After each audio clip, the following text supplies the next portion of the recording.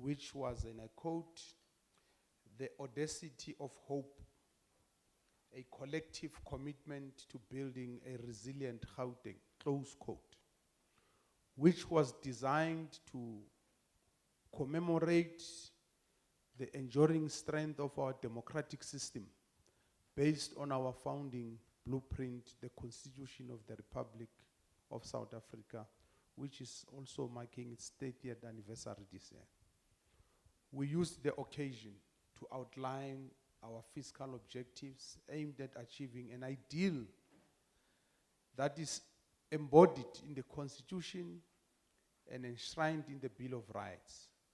The advancement of human dignity, equality, and freedom as guaranteed and expressed in the daily lives of all the people.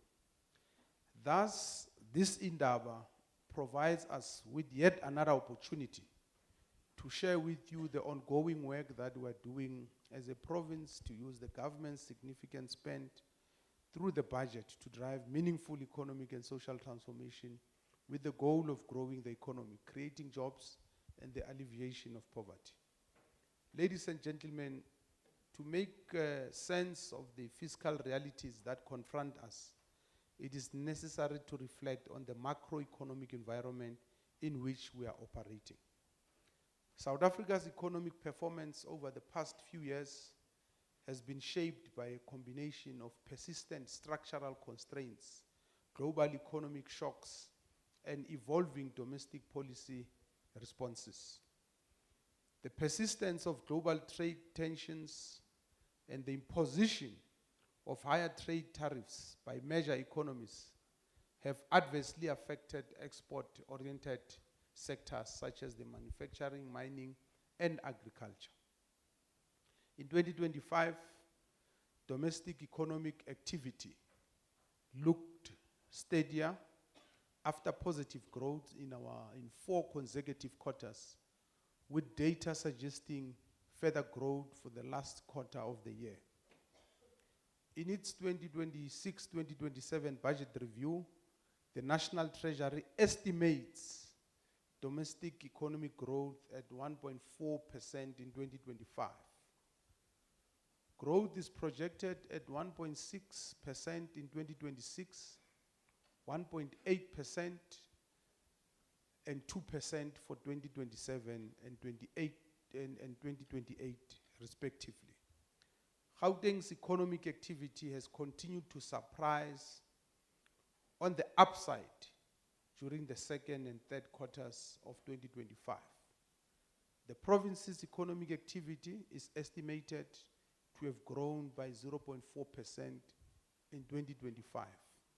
Growth is forecast at 2.1% in 2026 before reaching 2.2% in 2027.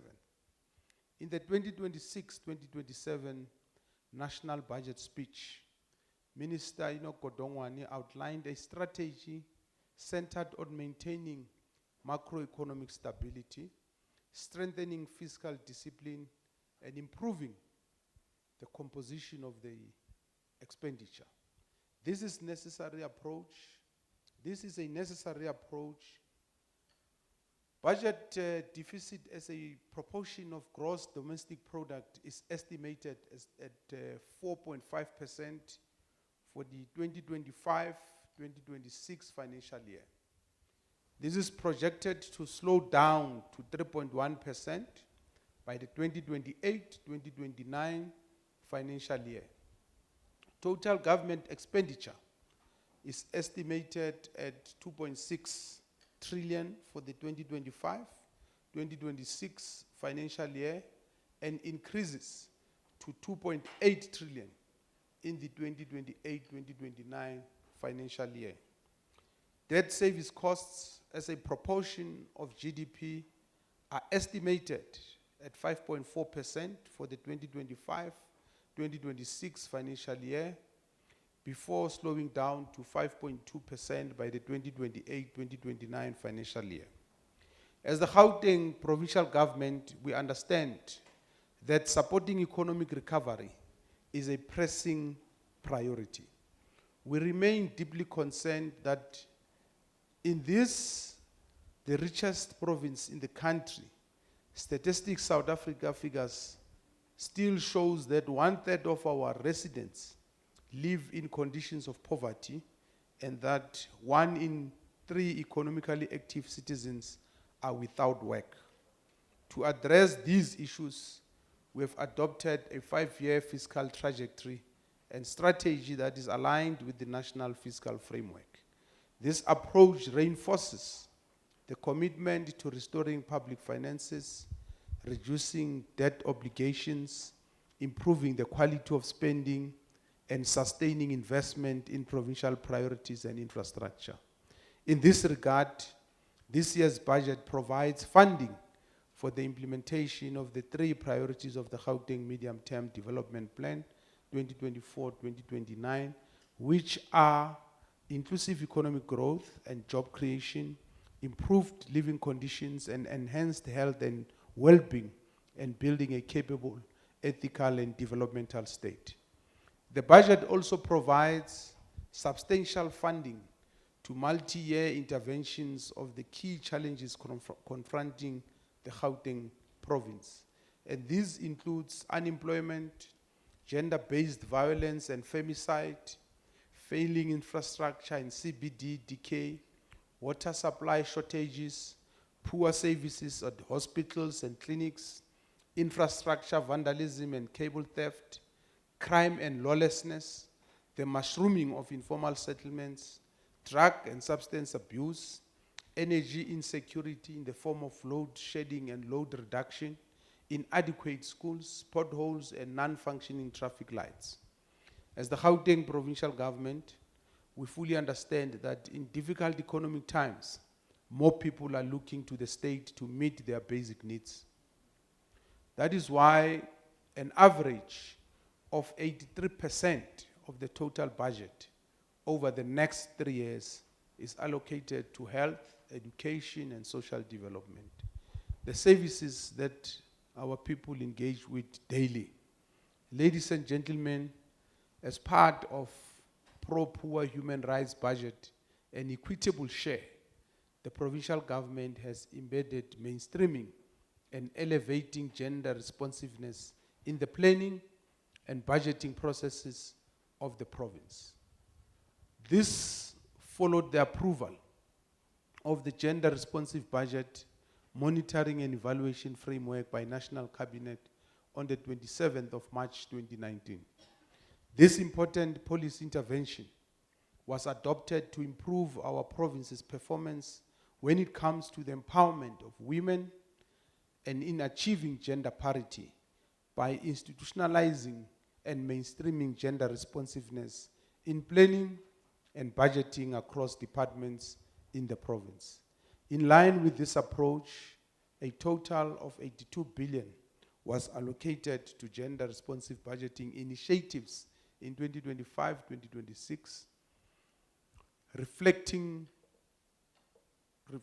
the province's investment in human capital development, social protection, and health sector interventions that address gender, youth, and disability priorities.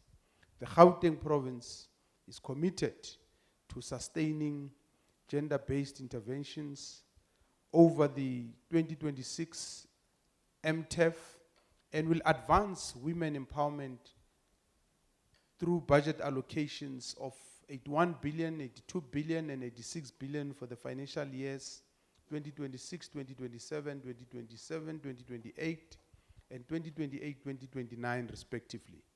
Through our continued efforts to drive gender-responsive budgeting in Gauteng, we are ensuring that the fiscal framework meaningfully contributes to women empowerment and that we can quantify these gains. Program Director, the budget that we presented on the 10th of March 2026 provides funding to government interventions focusing on, amongst other things, combating gender-based violence and supporting the rights of women, youth, senior citizens, persons living with disabilities, military veterans, and the LGBTIQ+ community. Additionally, we outlined pro-poor interventions aimed at ensuring that learners from disadvantaged backgrounds are not deprived of educational opportunities due to their socio-economic conditions. These interventions include, but are not limited to, school nutrition and scholar transport. The responsible departments received about 2.9 billion in the 2026-2027 financial year and 9.2 billion over the MTEF. To expand and enhance schools of specialization to strengthen the skills base, 117 million is allocated for schools of specialization in the 2026-2027 financial year, accumulating to 351 million over MTEF. This year's budget also provides a total of 17.2 billion over the MTEF to implement a single window urban poverty and hunger elimination approach and strengthen support for homeless and vulnerable persons. This funding includes skills development, programs to assist vulnerable persons on welfare, homeless persons, and recovering service users. We have set aside 292.4 million in 2026-2027, accumulating to 916.5 million over the MTEF. Furthermore, the provincial strategy on homelessness, targeting homeless people through substance abuse, calls and walk-in centers in each township across the province receives 93.5 million in 2025-2027 and 280.6 million over the MTEF. To curb food insecurity, we have allocated over 458.9 million over the MTEF towards the continued rollout of food security programs, which aims to reach as many vulnerable individuals within the province as possible. Furthermore, we have provided a total of 2 billion to promote the protection, development, and well-being of children through the provision of child and youth care centers, community-based child and youth care prevention, and early intervention services support for vulnerable children at home and in the community through safe parks and life skills programs, received 55.1 million in the 2026-2027 financial year and 156.1 million over the MTEF. Program Director, as the Gauteng Provincial Government, we have long argued that one of the most significant instruments that the government has for socio-economic transformation and the centering of the pro-poor budgeting is public procurement. This must be embedded in policies that employ a progressive approach focused on achieving the meaningful transformation of the economy and job creation guided by our groundbreaking Township Economic Development Act. The Act seeks to facilitate and promote inclusive economic growth along a transformative paradigm in order to build a cohesive and more equal society which is underpinned by a growing and inclusive economy that harnesses the potential of all people in the Republic who resides in Gauteng. The Gauteng Provincial Government recognizes that the significant participation and meaningful inclusion of the people of the townships into the mainstream economy of the province through their own township enterprises that are supported by government and big business will transform the national and provincial economy. The Act has introduced an enabling environment, framework, to ensure that big businesses such as retail malls and supermarkets that are township-based partner with local-based township enterprises, including the sourcing of some of the products and local services from local township-based producers, service providers, and manufacturers. Procurement is an important instrument for facilitating local economic development. For this reason, through the Act, the Gauteng provincial government has established specific procurement rules and programmatic support that allows the government and its main contractors to buy from a large group or groups of township-based enterprises with systems linking them. Another approach that we have adopted is to compel enterprises that obtain government contracts to spend a percentage of their procurement spend on township-based enterprises, entrepreneurs, and cooperatives. This onus is not only on contractors, but on all of us. As of the end of 2025, Gauteng's total government preferential spending on procurement was just over 40 billion, of which 15.1 billion was spent on goods and services procured from township businesses, women, youth, and persons with disabilities, led small, medium, and micro enterprises. Ladies and gentlemen, we have said before that municipalities are at the coalface of service delivery. They are a backbone of service delivery, and we are committed to support local government to work better. As part of our interventions, we have allocated funding to enhance disaster preparedness and response capabilities, strengthen oversight and coordination in disaster management, and improve the functionality of the Integrated Provincial Disaster Management Center. To improve municipal revenue management and service delivery efficiency, 5 million in 2025, 2026, 2027, and 15 million over the MTEF is made available for interventions relating to municipal metering systems. In addition, we've provided 80 million this year to support sustainable energy initiatives.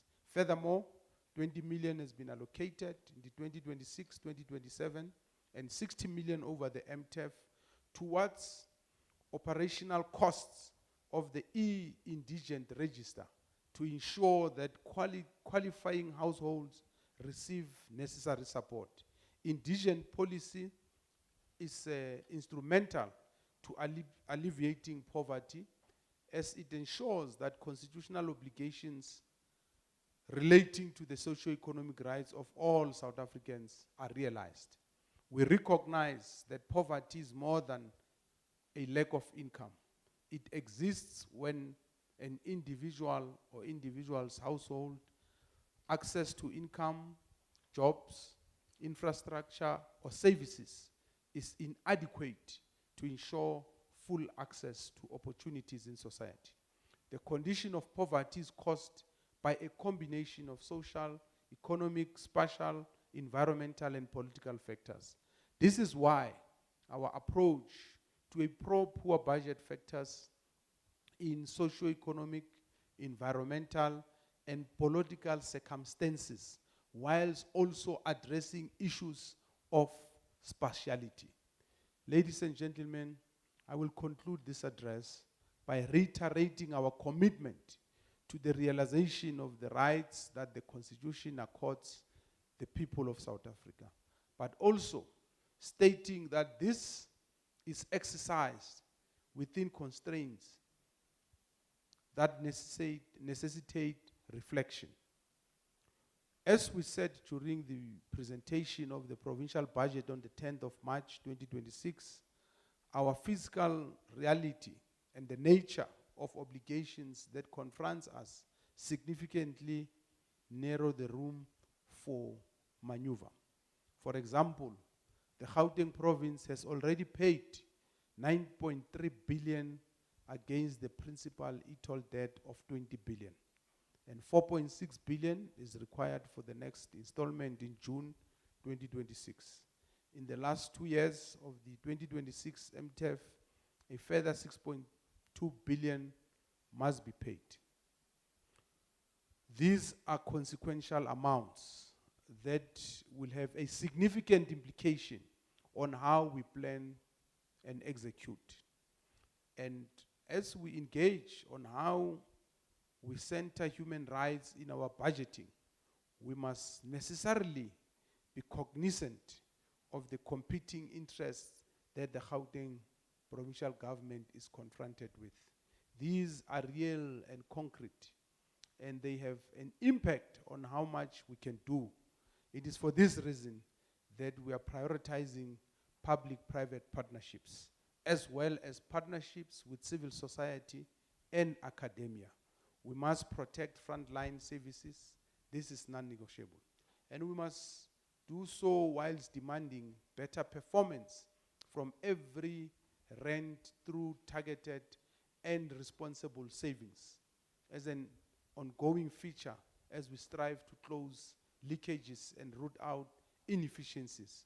We will not save money by eroding the foundation on which a resilient and effective province is built, and we will not build a strong economy without placing human rights and inclusion at the center. Thank you very much, Program Director. We wish you well in your deliberations. Thanks.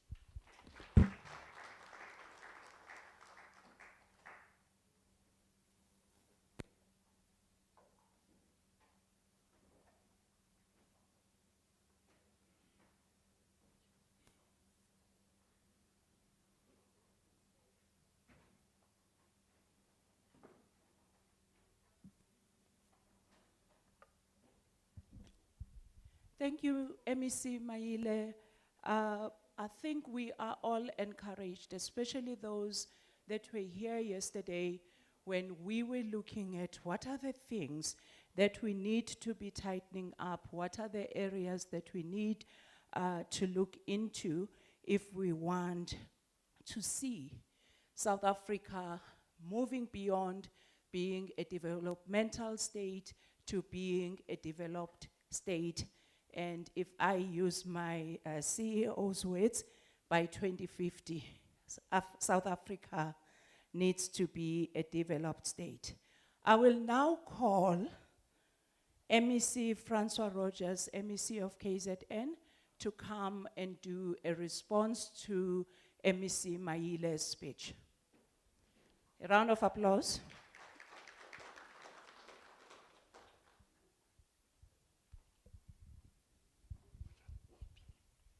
Diabulela, Program Director. Molweni. Unjan. Ndiyaphila nani. Thank you very much, and thank you to my colleague Lebo in Ngqongqoshe Imali with Gauteng.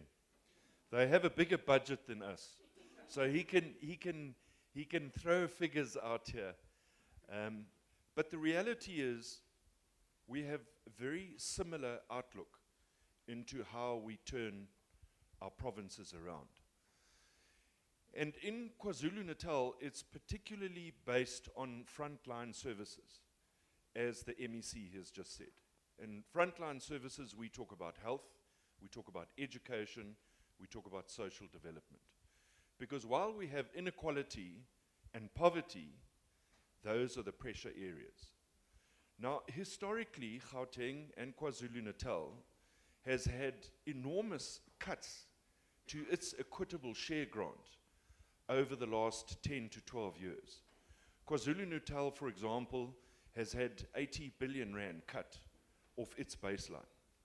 Now, we sit with a 168 billion rand budget for the province this year, but you can imagine 80 billion cut over the last 10 years off every baseline creates an enormous problem, and we've never got back to our existing baselines.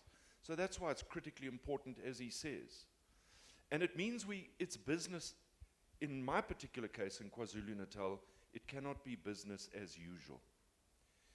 This historical budgeting process that's used in government is not going to get us out of the mess. We can't be saying, well, what did we spend last year on education? Let's add on CPI for the following year, and that's our new budget. It can't work like that. So we've started a whole new process where we will, and I'll unpack it later, when we have an engagement, as to exactly how we're going to restructure our budgets, refocus the limited resources we have through a fiscal recovery plan, and that's going to mean that as we move forward, our frontline departments, health, education, social development, are going to get a bigger slice and a bigger protection in budgets going forward, which addresses the exact reason we're here today, to look at solutions going forward. So thank you very much, Program Director, and thanks again to the MEC, who did tell me he's rushing, not because I'm speaking, but he has a prior engagement. Thank you very much. Siyabonga MEC, siyabonga kakhulu. Here's a small gift to say thank you.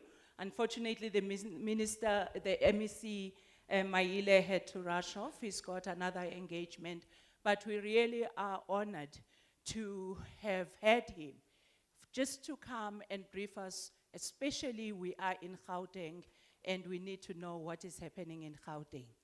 We're doing our program in reverse. I think now we'll just have Jimmy to just come and do a brief recap, and then we will be going for tea break.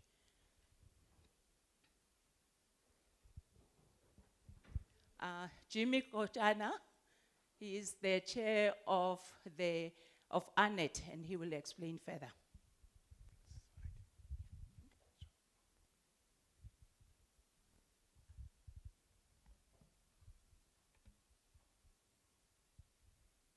Thank you very much, Program Director, for day 2.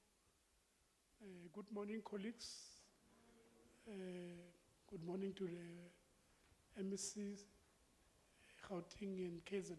And I must say that indeed it's a great opportunity for us in the civil society to constitute a core to this discussion today.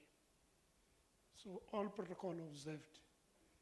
My name is Jimmy Kotyana. I'm the national convener of the Alliance of NPOs Networks. About 8 strong national NPO networks in the country converged in 2018 till to date to establish a voice of the NPO sector. So I think the total membership to date is about 48,500 members from the NPOs. So we were invited to form part of this Indaba, because I think it talks on some of the issues that are pertinent to the mission and vision of the NPO sector, as well as the broader civil society. So here, I've been assigned a duty to ensure that I give a recap of what has transpired yesterday. Yesterday, it was day 1 of the National Indaba on pro-poor human rights budgeting. And I must say that we are very much happy in that the discussion that took place were very much cordial, and I think to a great spirit, all the panelists that were presenting their position as well as the statutory obligation, I think they touch on some of the matters which are concerning the civil society. So here am I to present and give a recap on what has transpired since yesterday. And I must say that this Indaba is taking place at a critical time in our country, wherein there was a Human Rights Day on the 21st of March. And I must say that it is based on the Bill of Rights, which is Chapter 2 of the Constitution of the Republic of South Africa in 1996. So what happened on that day, yesterday, We had a welcoming statement which was presented by Professor Temba Maseko, where Prof highlighted that this dialogue is not going to be taking the shape of a talk shop, but I think it's important that they come up with practical solutions. And I think the basis of that is that local government should play a critical role, should reclaim its space in ensuring that they fulfill their statutory obligation. As we know that for 30 years in our country, there's been a budget processes which were presented and led by National Treasury. And I think the welcoming statement by Prof. Maseko highlighted on that, to see whether the budget, indeed, policies, they reflect what the Constitution, says. Does the budget improve the livelihood of the poor, as well as how can government work in close collaboration with civil society? Because government cannot fight and tackle this huge obstacle without bringing partners to the core. Then the second speaker was the chairperson of the South African Human Rights Commission, Reverend Chris Nissen.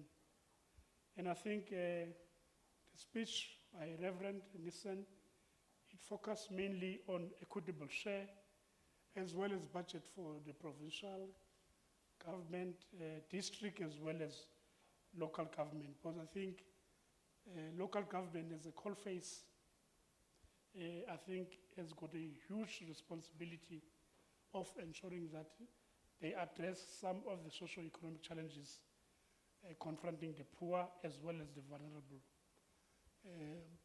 Reverend Nissen touched on the issue of service delivery challenges that are confronting households, and I think there was a plea that during this white paper discussion currently underway, I think proposals are required from all the social partners, in particular the citizens, because I think it's important that they shape the character of the white paper.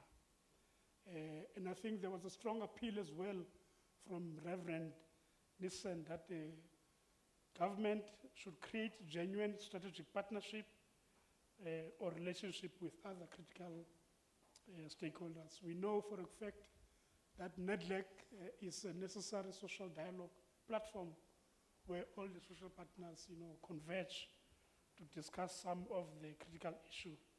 And I think there was a call of ensuring that this matter be replicated at the local level, so that local municipalities must create such platforms for social dialogues to ensure that whenever it comes to the issue of integrated development plans, the budgeting planning, we should ensure that citizens should form part of those discussions. The issue of evidence-based mechanism on policy design versus implementation was one of the issues that was highlighted by Reverend Nissen, as well as to address the issue of uneven budgeting allocation to ordinary people. And then the third speaker was the DDG for COCTA, Dr. Kevin Naido, who provided a keynote address. As we all know, that Minister of COCTA could not avail himself yesterday due to some commitment, and I think Dr. Kevin Naido then interviewed. And I think he took us through that there are still challenges that are confronting this coalface platform, which is the local government, the issue of capacity constraints, insofar as leadership as well as municipal officials. The issue of lack of political will, which still prevalent in the municipal environment. And then, you know, Dr. Kevin was very much firm and, you know, he mentioned in bold statement that going forward, I think local government should ensure that they appoint ethical and capable leaders that will encourage for ensuring professionalization of the public sector. So I think the time has come for municipalities to effect consequence management for those who have violated, so that we hold the municipalities accountable. And then I think Dr. Kevin Naidu took us through on the issue of poor budget that must look at the right base of the indigent. As we know that in other municipalities, there's a program called Assistance to the Poor, which looks at the indigents. And it's something that we need to look at it very well, as well as creating a new social compact, which will inculcate transparency as well as good governance values. And then we went further to session discussion where there was a panel. I must say that the panel, the first panel, which was moderated by Professor van der Jefer, looked at the legislated framework, and I think the question that had to be dealt with by the panelists was, are we getting governance problem or budget challenges? This was the issue which was debated strongly. The Western Cape Chief Director, Sisno Zuko Zamkaka, started by mentioning that there's coordination by the Western Cape government to ensure that it informs, which is informed by the strategic plans. The strategy of the Western Cape government is to ensure that they work closely with intergovernmental departments as well as civil society. Because I think the critical challenge that is confronting all municipalities is the issue of trust deficit. And I think it's something that we need to work on it so that the gap, the social distance between the people, ordinary people and the government officials is addressed. The issue of the public participation strategy to reach out to communities. I think the issue of the ward committees, IDP as well as budget planning. These are some of the issues that were made mention by the Western Cape Chief Director, Sisno Zuko. And I think there are still key challenges that are confronting municipalities. And I think the government must ensure that they create that enabling environment so that civil society, the academics, Chapter 9 institution, as well as other departments, should form part of that. And then there was also a response from DDG of COCTA in KZN, Sis Barbara Mkuchini, where I think she made mention of attempts that have been made by the COCTA to look at the issue of the financial distress, as well as looking at building the capacity of the municipalities. And then after this, we went to the other panelist discussion, which looked at the equitable share and its use, especially the constitutional theory and purpose. This was moderated by the CEO, of SIBA, Mr. Nicholas van Wyk. And I think there was the National Treasury, which was represented by Dr. Pakis. Salga was represented by Ms. Lerato Pasha. Financial and Fiscal Commission by Tulani Ntuli and Professor Tinashe Chikwata from Dala Oma Institute, the Western Cape of University of Western Cape. And Mr. Henk Boshoff from the South African Human Rights Commission. And I must say that that discussion, it aroused a lot of interest from everybody who was participating, especially the evidence presented by Dr. Boshoff, because I think it highlighted some of the challenges that are confronting communities, areas that South African Human Rights Commission visited, the challenges that are confronting the state of the municipality, local municipalities in those areas, leading up to presentation in Parliament where South African Human Rights Commission presented some of the findings on this matter.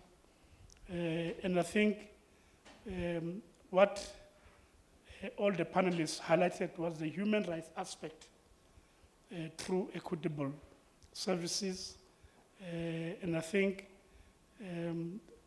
lack of accountability from political leadership, shifting the blame to others, not owning to a collective responsibility.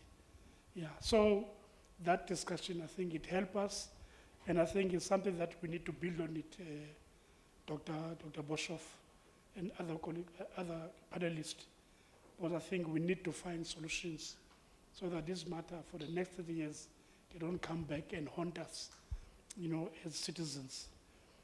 And then there was the final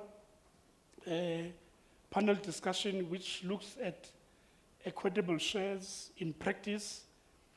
It was moderated by Faith Ngwenya. And I think the question that was to be addressed was, where is accountability failing? And I think, because I think what South African human rights, vision is to develop a white paper that will look at the pro-poor human rights budgeting. And I must say that Dr. Boshoff, it's within our own ambition as a sector, as a society, that we want to work with yourselves on this matter, on the white paper. We've been part of the processes at NEDLEC, and we want to see how this matter could be looked, going forward, so that the government takes this matter very seriously. They don't see it as a human rights commission issue, but a country position of addressing some of the challenges.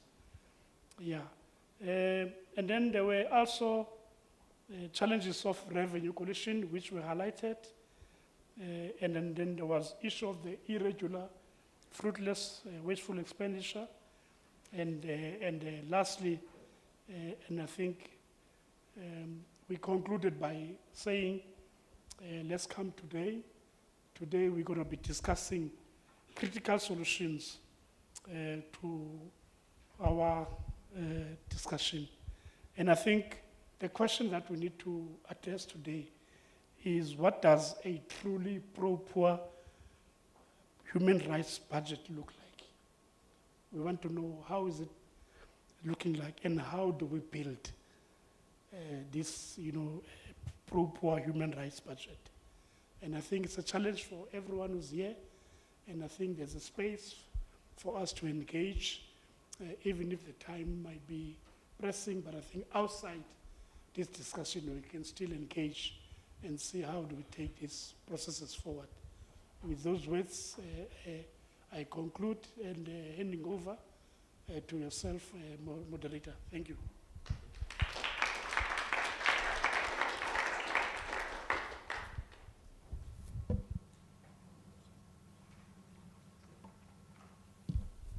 Thank you, leadership. Thank you so much for giving us, it's more than a recap, it really has reminded us of all the elements that were touched on in yesterday's sessions. We will now be breaking up for tea. We are going to break up for tea between now and 10:30. We will come back at 10:30, where Ms. Matsidiso will then come up front to lead us with KZN MEC. And thereafter, we will have defining what is a pro-poor budget. We would have heard from two MECs of finance, MEC Maile from Gauteng and MEC Rogers from KZN. And then we will now be looking at what are the key things that we as society, that we as civil society want to see in this budget. So that will happen when or after Ms. Matsidiso's session. So if we can now break up for tea, 20 minutes, and then be back at 10:30. Thank you.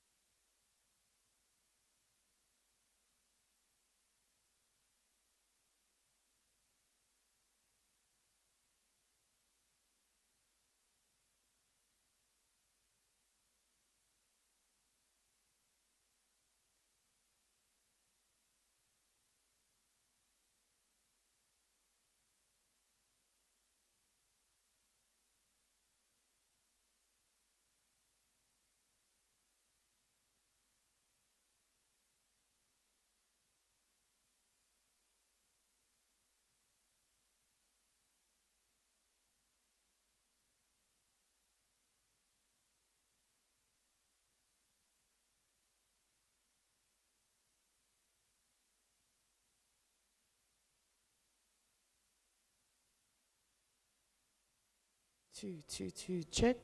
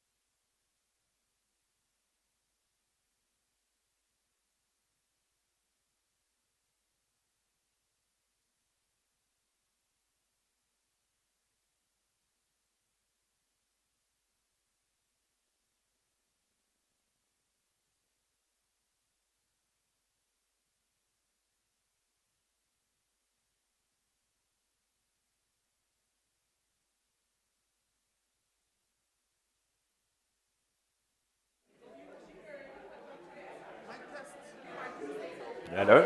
1, 2, 1, 2. Uh,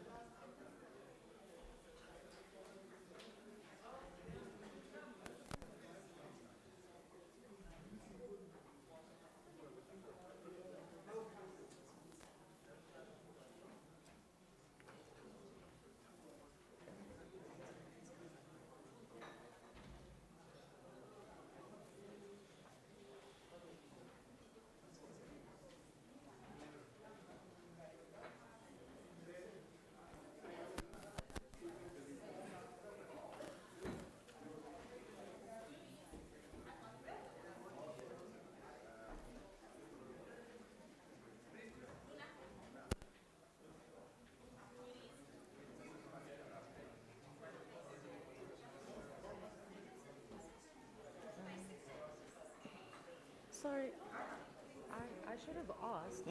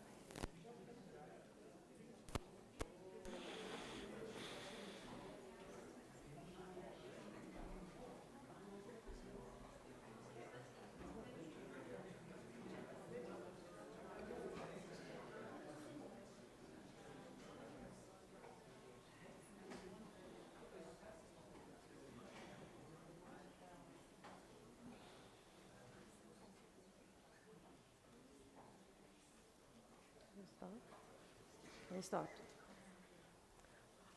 Hi, everyone. I'm assuming you can hear me. Okay, cool. Hi, everyone. My name is Matsidiso Lengwasa, and I'm a budget analyst at Section 27. So I've got a civil society perspective, and I think that it's really exciting to be speaking to the MEC, you've already had a brief introduction in his response, so we're getting double of the MEC, so, better make it worth our while, MEC. But we'll do a proper introduction just now. Just wanted to say thank you very much for attending the session, and to say that, having civil society, having government, everyone work together so that we can actually build a proper budget, and a budget that works for everyone in this country, every South African. And so it's really important for the session to not be a talk shop. And so I do encourage you to listen, also with the intention to ask questions, whether it is to the MEC, whether it is to fellow panelists, or to the panelists, moderator, or to fellow participants, any kind of questions that you might have, because we're not just attending because work sends us to be here or whatever it is. We're actually truly, my understanding is that we're trying to build a budget that works for all. So I think that the MEC, I don't know, don't think I'm disrespectful. I asked for protocols to be observed, and he said, no, just call me Franza. So I think that maybe you can introduce yourself a little bit to the audience, so that they don't just see, this very fancy title, but they also know that there's this public servant who's doing, there's a person and there's a heart behind the public service that's being done. Thanks very much, and good morning once again to everybody. I said to Matidiso, am I pronouncing it correctly? I said to her, the one thing that irritates me in government is protocol. Because in finance, protocol doesn't balance in my budgets. So I'm not one for protocol. So my name's Francois Rogers. My background is in fact with the Receiver of Revenue, which you know now as SARS. I started auditing. We still had sales tax in those days. That was my start. I then went into business, my own business in Kokstad, where I still reside. Sometime, I'm a bit of a migrant laborer. I spend most of my time away from home, and I get home occasionally. And business is my background, and I've tried to take what I learned from business and implement it into government finances. I'm in fact an alma mater of this institute. I did some studying here when I was a councillor. I did finance, municipal finance, and then I went on later to do governance and various further financial models. So it's really good to be back. I have some fond memories, except writing exams. I hated writing exams, and that's why I thought, you know what, the writing's on the wall, my education days are over. So if you stop exams, I'll come back and continue studying, but I'm not one for doing exams, so thank you very much. And I'd like an open discussion. I'm a hands-on, practical person, so that's it.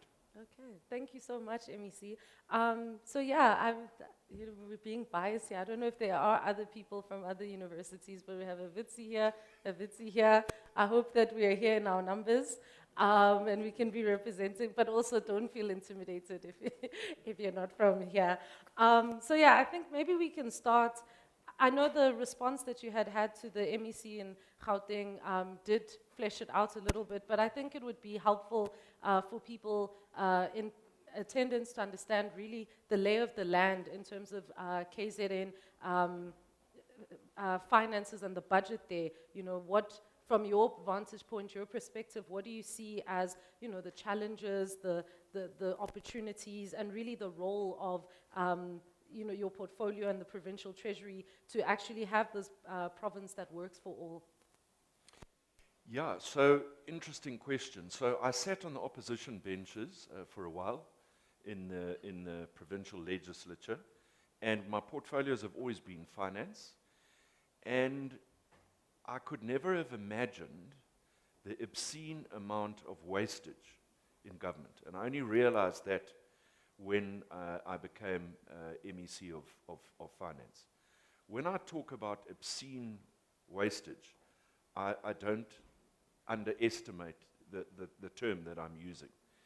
And that's made it extremely difficult for me, because when you want to change bad behavior, when you want to change management, it's not an easy exercise, and it's a painful exercise.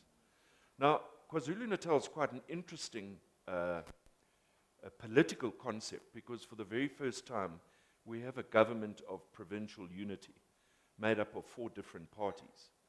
Now, I think in the past, when you had one dominant party in government, it became very easy to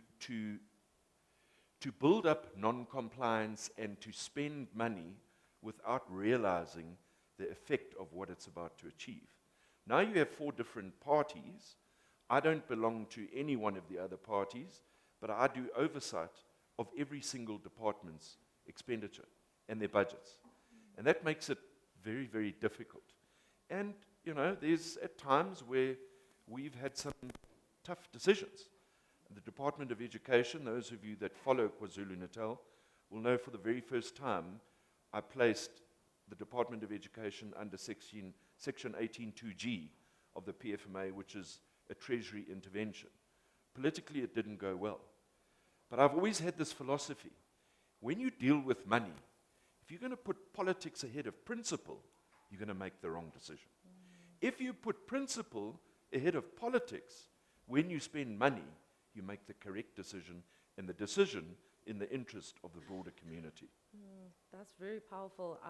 And I think I'd really like to just get in on that challenge that you mentioned around wastage. I think that, I mean, that's happening in KwaZulu-Natal, but I think that all across the provinces, we definitely are struggling with, firstly, I mean, already we know we're in a constrained fiscal environment, so we're not collecting as much revenue. SARS is a revenue collector. We're not collecting as much revenue as we'd like to realize a better life for everyone and public services that work for all. But of that little money, how much is actually going to translating into better quality public services? And I think you mentioned education. So how much of the rands that are allocated to the education department translates into better education outcomes for learners there. And so having this wastage is a real slap in the face for people in this country, because we know that for many of us, it's very little money that we're contributing. The little that we can contribute to our fiscus is not actually translating into a better life or constitutional obligations being fulfilled. And so I guess, yeah, I think it would be really interesting to touch on that. What kind of interventions can we have? Can we, as ordinary people, be holding our provincial departments to account for wastage, and maybe understand why the wastage? What has gone wrong regarding that? Well, I think importantly, a lot of people in government have forgotten that they're civil servants. And you are responsible to society. You're not responsible to your political party. You're not responsible to yourself. And I think that's an area where we've lost touch with reality. And I think it's a collective responsibility of society to hold their leaders accountable. I pride myself that I have an open door policy. I have engaged with unions on budget for the first time ever. I've said to unions, please come, have a look at the budget. Let me talk to you how we operate in the fiscal environment. Because at the end of the day, I'd rather have the unions on my side than against me, particularly when it comes to wasteful expenditure. And again, if you look at education, and we're talking about pro-poor budgets. So pro-poor in education, we should be taking care of our their nutritional needs. We have an NSNP program in the province. We have scholar transport. And if you start drilling into those, the amount of skullduggery that's going on there needs to be highlighted, and it needs to be stopped. We're sitting at the province at the moment where the bid for the NSNP programs has now gone to an appeals process.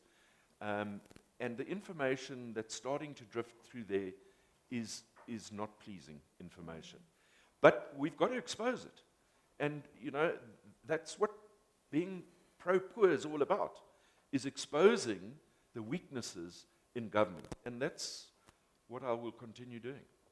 Okay, that's really encouraging to hear. And yeah, I think just to drill down on education, because of the impact and the power that education has and the tool that it should be to better lives and allow ordinary people or learners to be able to realize their dreams.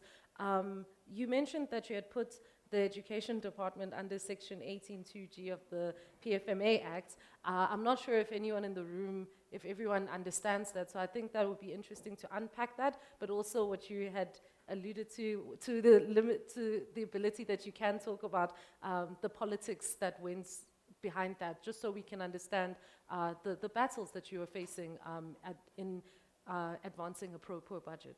Well, Section 18(2)(g) of the PFMA is very clear.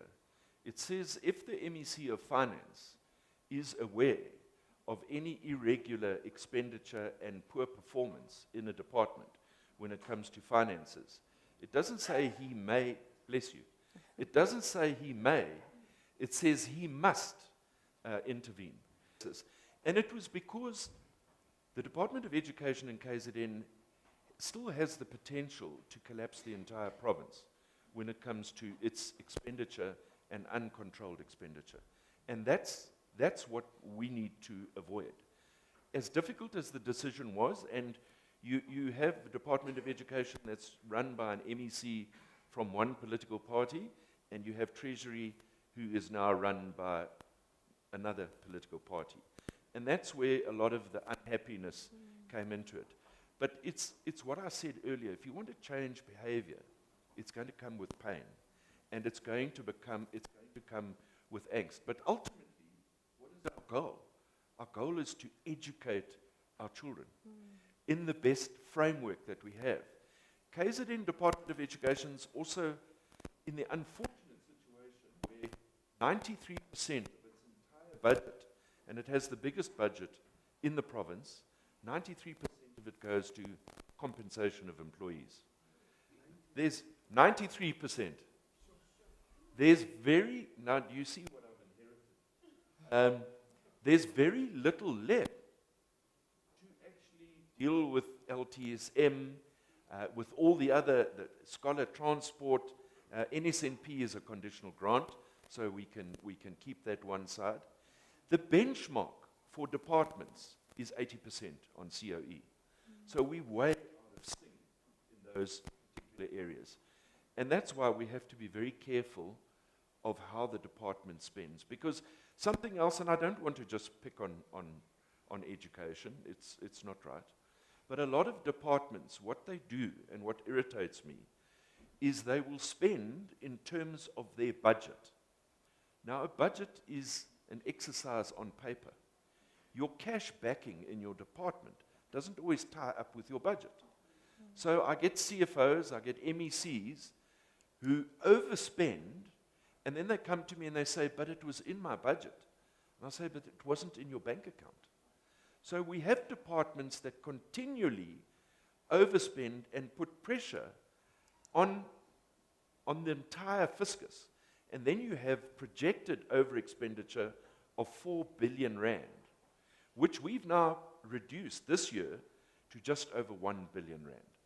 But that comes with pain, with intervention, and with a financial recovery plan that we've put together in the province. Okay. I mean, this is all really interesting. And, you know, we were actually in KwaZulu-Natal. We were there for the Parliament's public hearings, and so we got to speak with various organizations and members of society who were just sharing their opinions on the national budget. And something that came up, and I think that it's something that feels like such a contradiction, because on the one hand, you know, I mean, picking on education, I'm sorry, but I think it also extends to health, is that these services, whether you go to, you know, a public clinic or a public school, it seems that on the ground there is overcrowding. You know, there's dilapidated classrooms that people have been complaining about, but there's also overcrowding and a sense that there are not enough teachers in schools and there are not enough nurses in clinics. You know, I don't think anyone has ever walked into a public healthcare facility and said we have too many doctors or too many nurses. So there's definitely a desire or a need to address overcrowding. But then at the same time, when you look at the budget and what you've referred to, that there's wastage and, you know, that there's so much money that's going towards compensating employees, but it's not translating into reduction of overcrowding, which would mean better quality public services. I think there's a juxtaposition there, and I think I would be interested, and I'm sure people in the audience, when they heard the 90% or the allocation that's being used, would be interested in how do we tie that so that the way that we spend, you know, how KZN spends the money actually translates into better public services for everyone, particularly indigent people who rely on government services to fulfill their constitutional needs. Well, you know, there's various interventions that we've made with the Department of Education. We all know that there was this theory of ghost teachers who were earning salaries in the province. So the Department of Education has undertaken an exercise, a headcount exercise, which Treasury now will undertake its own audit of headcounts. But here's what we inherited. So the Department of Education in KwaZulu-Natal, 421 billion rand is owed to the Department of Education by teachers who have left the system, who no longer work for the system. They've either been fired, they've resigned, and they continue being paid. 421 billion rand. Now, you've got to change the system. It's as I said in my introduction, you cannot think that you're going to get yourself out of this mess if you don't start addressing challenges like this particular challenge in the Department of Education. It's not going to go away. And what happens is I now find in the political environment that we work in, we have the department that says we need to acquire LTSM, learner-teacher materials, and we need to get textbooks. But we look at the budget, and there's not enough money to get both. So what do? We say, right, there you go. We can get you all the station that you require. Textbooks, there's no change in the curriculum. Books need to be rotated. I think we used to do it when I was at school. What immediately happens, the political fallout is the MEC or MEC of finance doesn't want to give kids textbooks. So then it becomes a political football. And then, of course, I get accused. I mean, what is really hurtful is when you have unions who say, you know, you don't want to educate the black child, which couldn't be further from the truth. If what I want to do in the financial recovery plan is implemented, we'll actually increase the budget for education, for health, and for social development.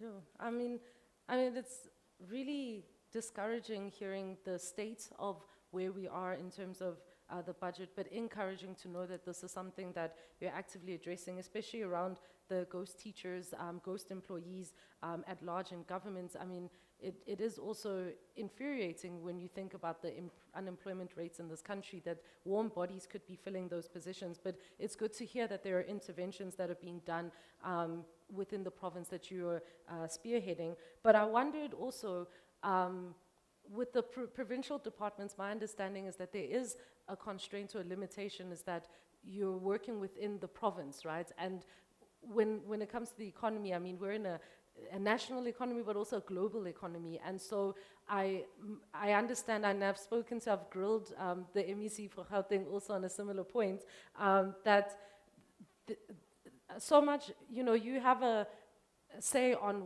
funding and how it gets allocated to some extent, and you can push back around, you know, compensation for employees or LTSM, and make those difficult trade-offs. But then there's also a set amounts, so an allocation that goes to the province, and you work around that. And I wondered what relationship, to the extent that you can divulge, that you have then with National Treasury, because people will point fingers at you and say that you're trying to undermine the quality of education or health that black learners experience, without recognizing that we're also in this national, you know, and there's only a certain amount that can be allocated. We have an economy that's not growing at the rate that it should be growing, so that we can generate more money and be able to fund all these things that we want. But then we also have National Treasury will then point to provincial departments and say, no, you know, we're cutting the infrastructure allocation there because they just don't spend the money, and it takes forever. There's wastage, as you mentioned.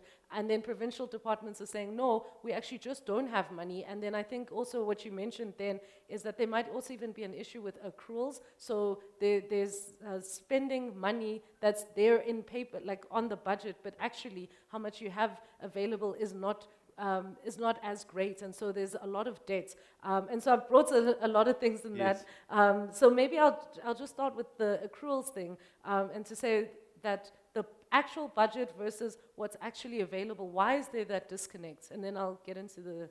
So that disconnect is what I was referring to earlier. So when we took over the province, when the new government came in, we were sitting with accruals at about 12 billion rand across all departments.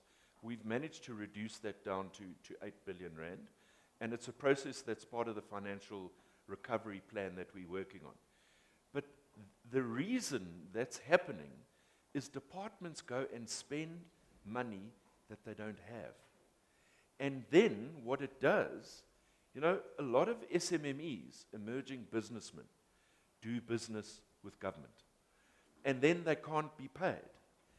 So then what you're doing is you're negatively impacting your economy. And this is where the financial recovery plan and their various IT systems that we're busy putting together in the province, particularly when it comes to procurement, that's going to stop the procurement, firstly, the corruption in procurement. It's going to take out the human interaction. And secondly, departments spending money when they know they don't have the money in the bank. It's like your domestic finances. You know, if you earn 50,000 rand a month, you can't go and spend 70,000 rand every month. There's going to be a point where you're not going to pay your bond or your car or whatever it might be. That's how simple finances are. It's not complex. But the problem is we have what I call fiscal delinquents in government who just either don't want to understand the concept of money or they don't understand. They lack the capacity. And that's again where Treasury, where we try and play a role. But I believe that the financial recovery plan is going to be geared towards addressing some of the challenges that we've got. My relationship with the national minister, Minister Godongwana, has to be one of good relations. I could never get on the bad side of him, but I have a very good relationship with him. And in fact, if you remember, we had the Itala SOC, the bank challenge in KZN, and it's through our bilateral arrangements that we managed to secure all those depositors. The 2 billion rand was guaranteed for those depositors. But we also have to realize, as provinces, there's no silver bullet here. Government's in a position where it owes 7 trillion rand in debt. That 7 trillion, we pay an average of about 1.2 billion rand a day on interest on that debt. That's more than we spend on health and education. There's no more borrowing money. And so our equitable share, is not going to expand exponentially over the next. We've got to work in the fiscal allocation that we get in our equitable share, conditional grants, and our own revenue. We've got to make it work. That's why when I started, I said this historical form of budgeting, saying, what did we spend last year on education? What did we spend on health? Let's just add on CPI, and that's the budget for the incoming year. We can't do that because we're never going to get out of the mess. Now, there's those of you that understand accounting and are in business. We talk about zero-based budgeting, where you get to a point where you say, well, let's start the budget process all over again. But it's a complex and detailed process. It's something I wanted to do, but we lack the capacity in certain departments.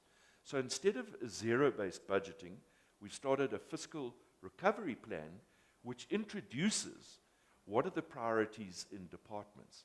And let's establish those priorities, collectively look at whether they are in fact a priority. If they're not, that money gets reallocated. You know, it's a bit like, I always bring it back to personal finances. If somebody's in trouble in their personal finances and they say, can you help me? You say, okay, well, give me what it is, you know. So much on my car, so much on my house, my kids' school fees, whatever.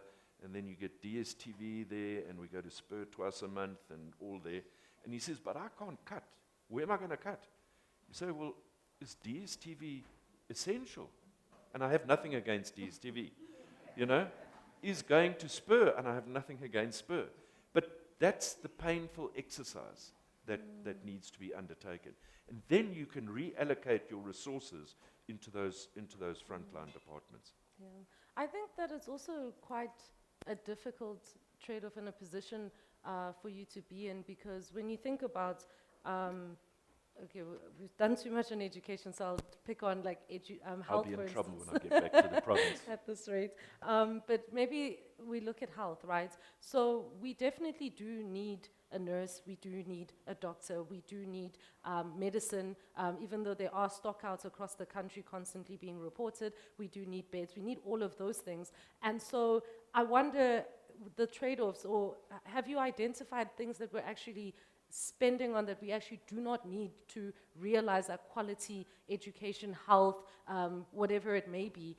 Or are we in a position where actually we might not have enough for what we actually do need?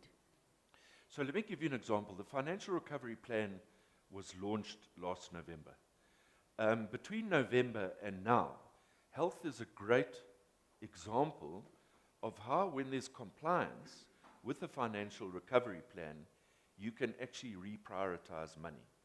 So up until the end of February, the Department of Health has saved R500 million, 500 million rand on medicines, because they've re-looked at their stock, what they have to hold, and how those medicines are delivered, the times they've delivered. They've actually, in their cash flow, they've managed to reduce their stock holding. Now that means, under your goods and services, you suddenly have an additional R500 million. The Department of Social Development is another department. I mean, in the previous term, you'll remember the blanket sagas in KZN, the PPE sagas during COVID. It was a department in crisis. That department has turned around. One of the reasons, you have a very good MEC, you have a very good political head in there. Also, she appointed a CFO who comes from Limpopo. If you remember, Limpopo was placed under Section 100, and there was government intervention, treasury intervention. The CFO there is incredible at his job. Just last week, he said to me, MEC, I've got some exciting news for you. I said, yeah, what's it? He said, we've looked at our Telkom accounts. We still run Telkom, and I have nothing against Telkom either. We've looked at our Telkom accounts, and we're spending about 300 million rand a year on Telkom, because social development has a lot of offices. And he says, if we get rid of Telkom and we keep cell phones, we're going to be saving that money. Can you see how easy it is to save money?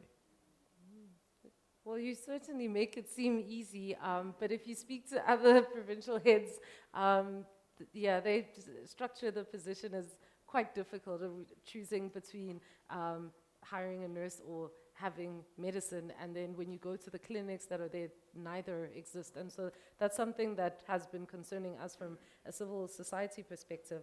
But I wanted to maybe move on to something else that I grilled the MEC for Gauteng on finance on, which is around triple Ps. So it seems like the national budget, there hasn't been an allocation towards building new clinics, new hospitals, new schools, social infrastructure, and I'm not so sure specifically with your context in KZN, but I did ask if the money isn't there to build new classrooms, or it's not being increased, and we can talk about zero-based budgeting. What then does that mean? Does that mean that we won't have new clinics, new schools? And the MEC spoke to the triple Ps and how they're using those to build the capacity to continue to deliver on those. I wondered, is that something that you are currently doing in KZN? Are you open to it? And if so, if you're already doing triple Ps, like what kind of challenges, or how's the actual implementation been like? So we Treasury had a triple P summit, I think it was about a year ago, where we invited stakeholders. Now, I think it is a vehicle that can be used, particularly for infrastructure. And we've got a couple of triple P projects. Ugu down in KwaZulu-Natal on the south coast, they have water challenges. And we've got some investors who want to come in and work with the district municipality on infrastructure upgrade. My challenge there is I've struggled to get an appetite or an interest from the local government. I don't know what I have to do to get them involved. They know there's a crisis. Let's sit down and structure this triple P team. We have a public-private partnership treasury team.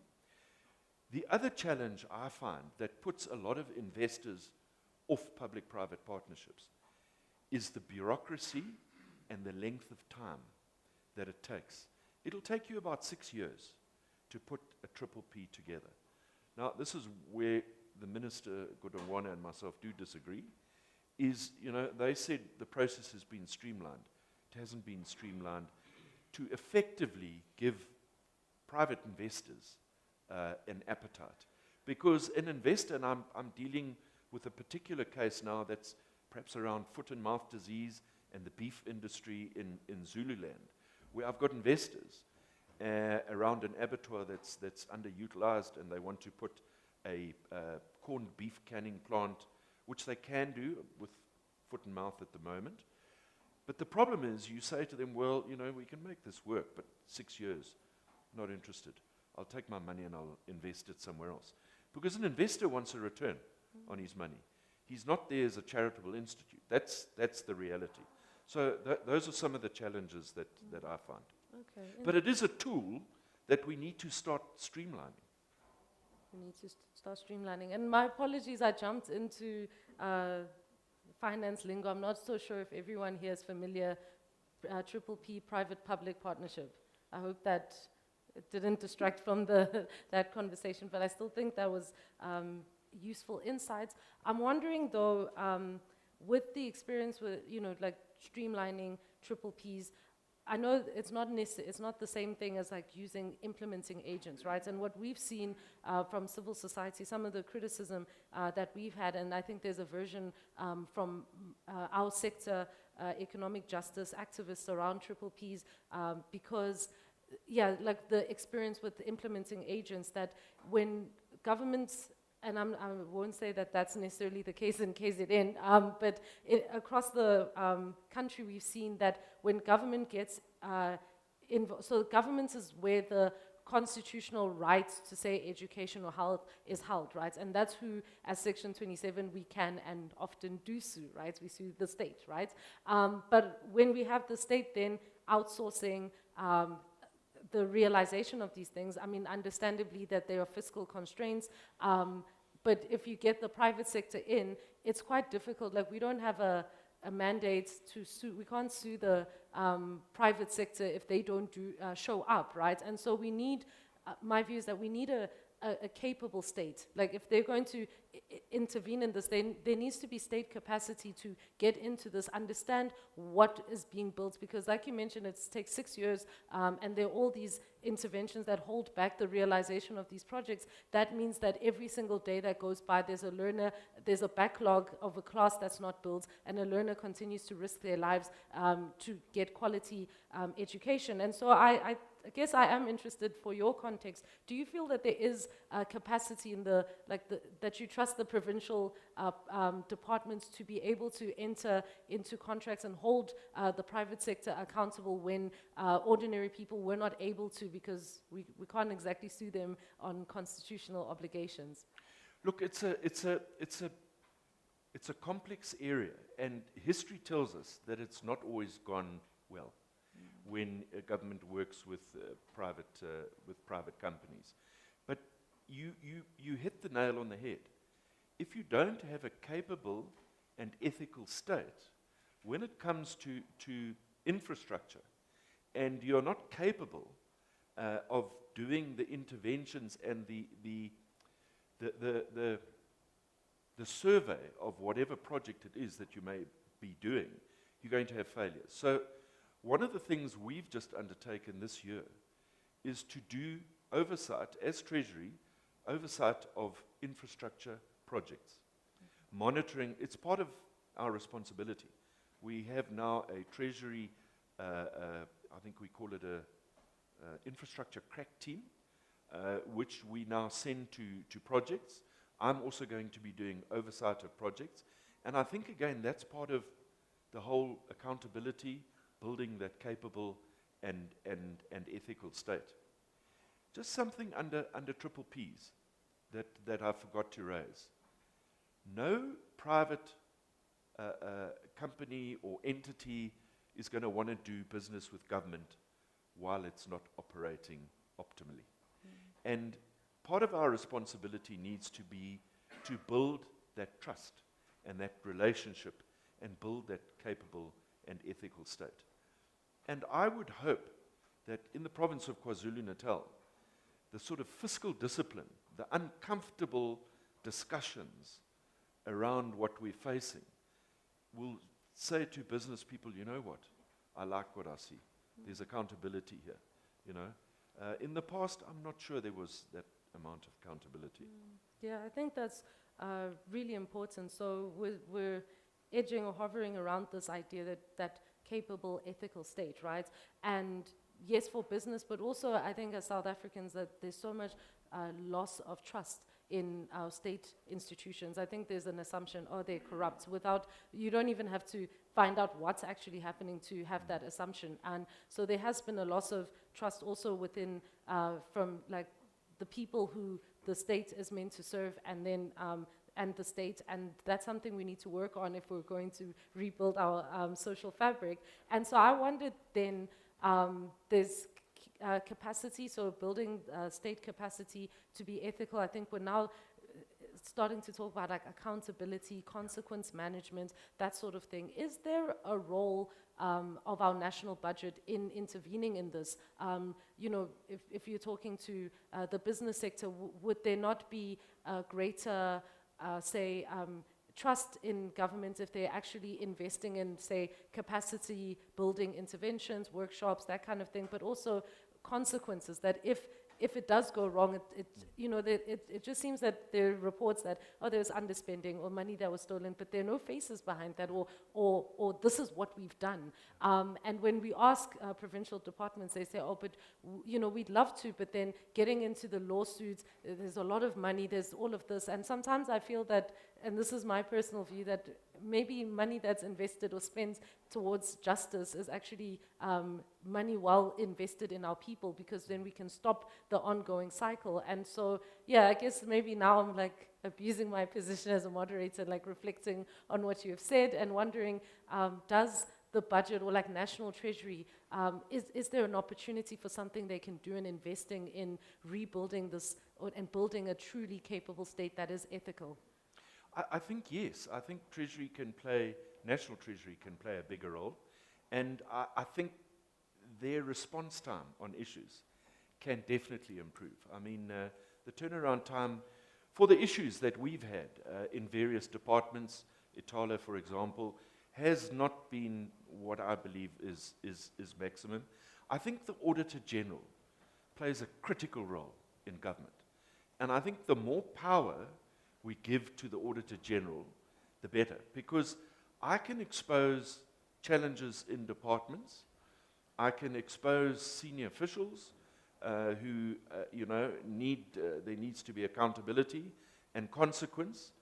But one of the challenges I find, and I've mentioned it before, one of the challenges we have in government, when it comes to consequence management, we have politics ahead of principle. And not principle ahead of politics. And, you know, you've got to keep on beating the drum. I mean, you'll hear me talk about the financial recovery plan all the time. I do it at every point in cabinet, in my engagement with departments, because they must start understanding the principle before we can get to the end result. So, you know, what is it? On message, in volume, over time. We've just got to carry on in that process.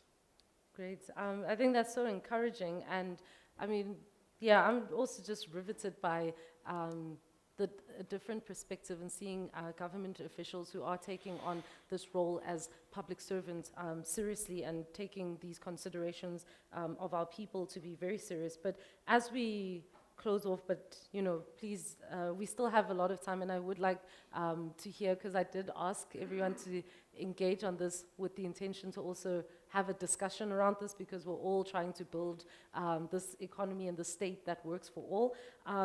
You've tabled the budget, KZN budget for the upcoming year, but I think maybe people here and maybe the communities that we work with in KZN, I would love to let them know that I had the privilege to speak with the MEC, but I can't go there without telling them that I asked that. Can communities expect pro-poor interventions in this budget? Is this something, are there, you know, things that they can expect to happen within this year? I know there's some things that are going to take some time, because if we build things, it does take time. But are there interventions this year that they could look forward to around, especially interventions for communities that are indigent in nature? Well, definitely. We got some very good news from National Treasury, and we got some additional conditional grant funding for education, also for some of the storm damage that was done a couple of months ago. So that's very positive. In the main, the province of KwaZulu-Natal spends its conditional grants. Treasury's now taken a new approach that, use it or lose it. And if you're not going to use it, you're going to suffer in the future. And I'm proud to say that our conditional grants in the main are fully spent. I think also the budget allocation that we've done, if you look at education, you look at health, over 80% of our entire budget goes to those two departments. And what we have to ensure as the provincial executive is we have to ensure that we maximize the budgets for those frontline departments so that ultimately the poorest of the poor feel those benefits. Whether that's in maintaining a school, whether that's in scholar transport, whether that's in the school nutrition program, in LTSM, all of those areas. That's where, when it comes to education, where we're focusing our energy. And I also want to say, it sounds very, very negative, but Treasury is also there to assist. Part of our responsibility is to create capacity, not there just to play the oversight role and to be big brother and say, don't do this, don't do that. But the other challenge that I face is that, and this is in local government as well, where we also play a role, is if I don't have a political will or the buy-in of Treasury's intervention, then we don't get the desired results. And that is very frustrating. And it's got so bad in local government that one of the particular municipalities, we were in there creating capacity for supply chain. But there was just, and it's the distance between where Treasury is based and this municipality is about 300 kilometers. So it means I have staff traveling, claiming S&T, they're staying in hotels, and then the officials just don't come to work. And we got to a point where I pulled off the team and said, no, you're not going to work there. And the mayor got to hear about it. And the next day he was in my office. And we sat down and we had a discussion. And I told him what my frustrations are. And we then put together an SOP. And that SOP was taken to council. Council adopted it. My team are back there working with SCM. And now we have a tool, a mechanism that we can ensure that those officials are compliant. So, I don't want it to come across that I am the headmaster of doom. No, I actually think quite the opposite. That it's interesting to see the opportunities that are actually there with what we have and being creative. Because if you're not going to be creative in the betterment of the lives of our people, then what's the point?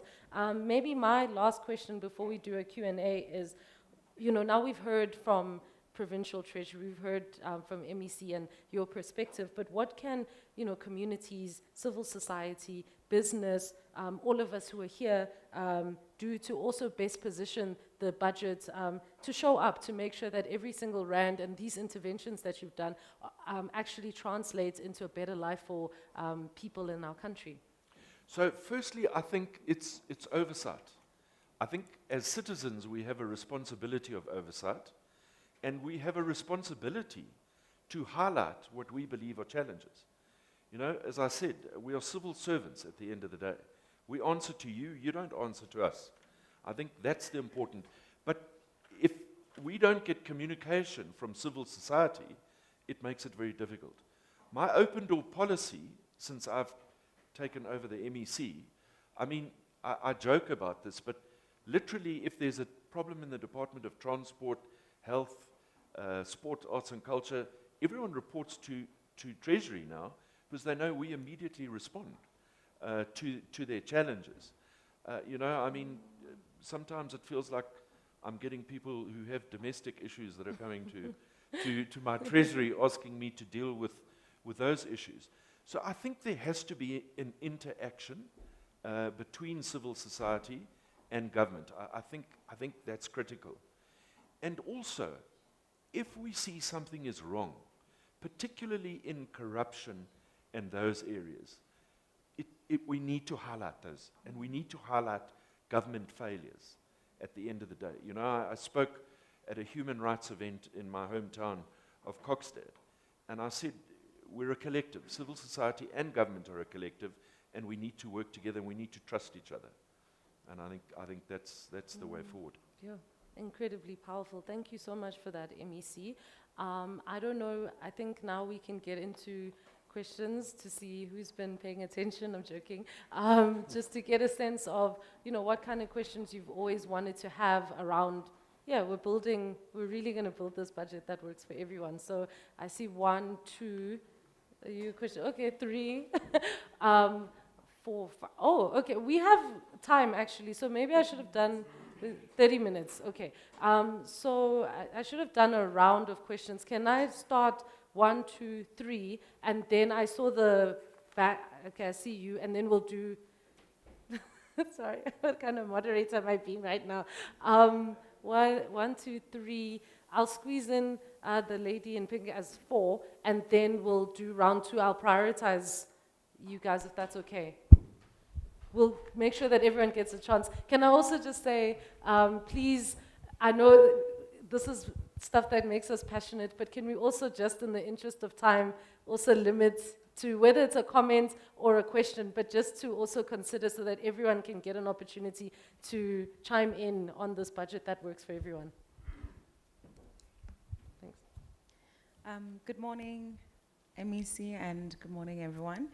My name is Maiki Malapo, and I just have 2 questions, and I think they tie into one another. So you spoke about saving money in the province, and it's something that was also a part of your budget.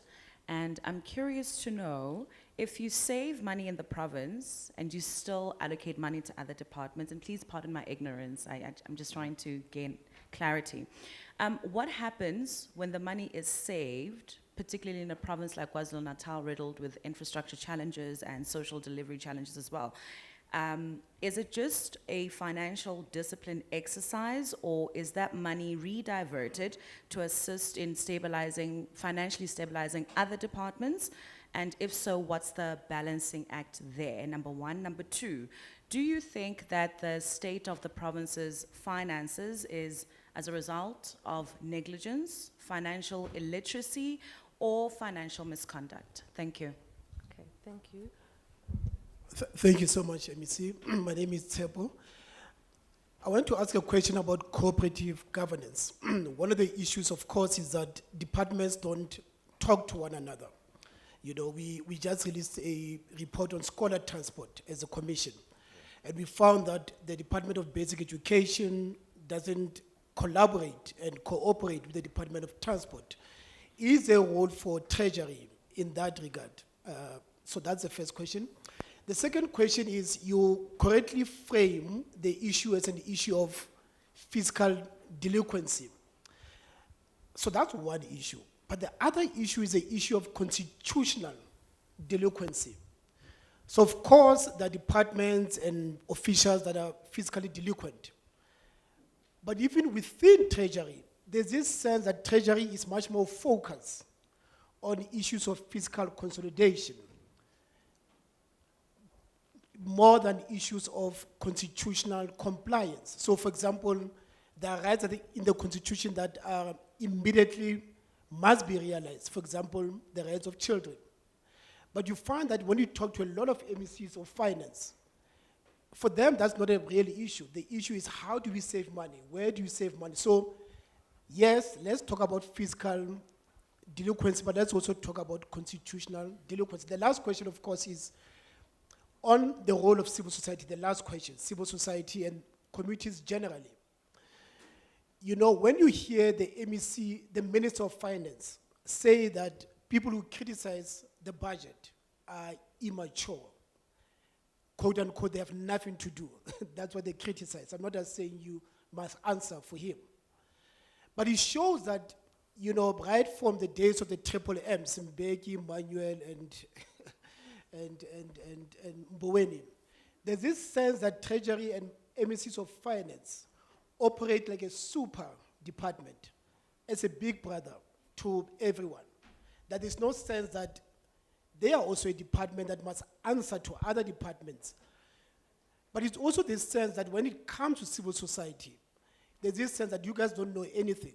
You guys just criticize. So we talk about the pro budgeting, but we must also talk about what is a people's budget, what is a people's-driven budget. But it doesn't help when the MEC or the minister criticize civil society, who criticize the budget to say they are immature. So how do we change the mindset of MECs of finance? How do we change the thinking of the minister to make space for civil society to also input to the budget? Thank you. And yours is the third Oh, question? yeah. Afternoon, let me see. My name is Kulusumuzi, Kenneth Sitep. I don't wish to say where I work because often my questions are detached from what I do. But two questions, quick ones. You applauded the Minister of Finance for increasing your grants. But I need to know, where do you then critique the Minister of Finance in the current budget framework that he has since provided? Last question, on fiscal dumping. This remains a chain, actually it remains one of the avenues of waste for government. Are you in your province looking at clamping down on fiscal dumping? Thank you very much. Okay, and just one question, it was this late. No, we'll definitely do another round. I got you. And please also introduce yourself. Thank you. Okay, thank you. My name is No Zipiwo. I'm an accounting professional / frustrated small business owner. All right, so I have two questions. So during your budget process, I'd like to know what informs your budget assumptions. Is it proposals from stakeholders, or they are informed by state strategic goals? That's the first question. And the second question, what structures do you use to identify and close gaps between the needs of the people on the ground and state medium to long-term strategic goals? Thank you. Thank you. Oh, these questions are hard.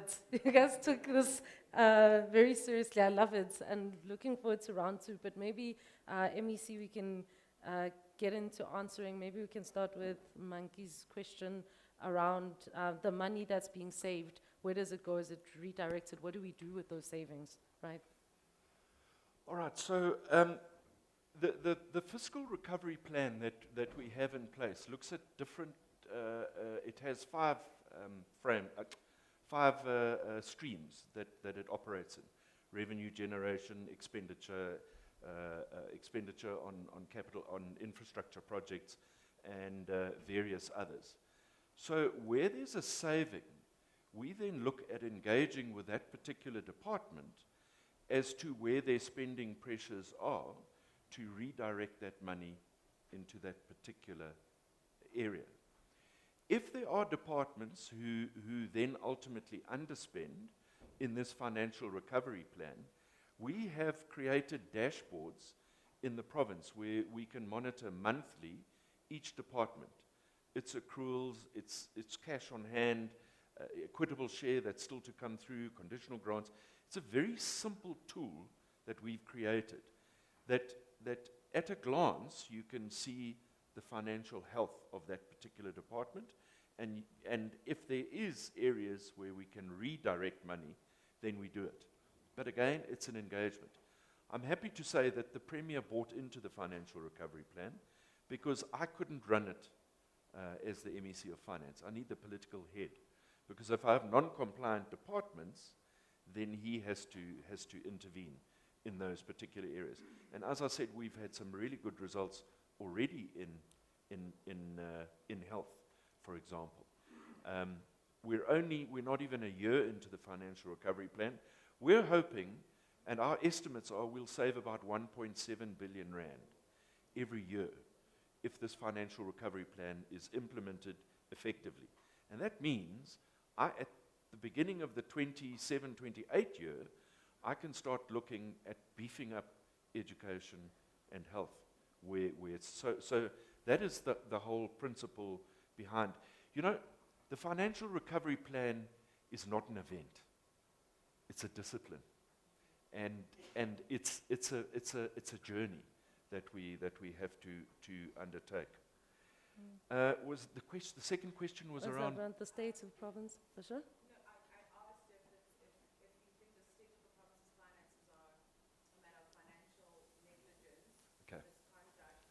Yes. I think I think it's a combination of all of them. But we've also got to be realistic. We did inherit a system that was constrained in its budget because of policy decisions that were made at a national government level over a certain period of time. I don't need to tell you how much money we bailed into Eskom, into SAA, to various other failed state-owned entities. And who funded that? Was provinces. They cut our equitable share. They cut our equitable share to the tune of 80 billion rand over that period. We've never recovered from that. So yes, I don't think there's been compliance. I think corruption has been a problem. I think it still is a problem. But I think we must be realistic and say that, you know, we are paying for the sins of our forefathers. Okay. Then the next question from Tsepore was around government working in silos, and is there a role for Treasury to address that? Maybe we'll start with that question. Yeah, look, you are right. Government does work in silos. Your other question was around the arrogance of Treasury, I think. Was that your other question? The alleged arrogance. You know, the lady behind you is a businesswoman, and I'm glad. I like capitalists with a conscience. Well done. Because you create jobs. The reality, it's like when you have a banker. And I think back to when I first started my first business, and I was hopelessly undercapitalized. And my overdraft just went up, and it got to a point where my banker then said to me, no more. You have to relook at the way you're doing business. Otherwise, you're going to lose your business. And I thought, how arrogant of you, you know, really? Is this how you deal with your customers? What's wrong with your bank? What's wrong with you? But you have to sit down and look at your behavior. What caused that reaction? So when it comes to MECs, and I can't talk for everybody, sometimes we make decisions and interventions that are unpopular. But it comes back to what I said earlier. When it comes to money, if you're going to put politics ahead of principle, you're going to make the wrong decision. It's principle ahead of politics. But it's also the way that you interact with people. You know, I've been called a lot of things as MEC of Finance, but not yet arrogant. So hopefully I'm avoiding that. The question about working in silos, and particularly in KwaZulu-Natal, we have a problem with transport and education.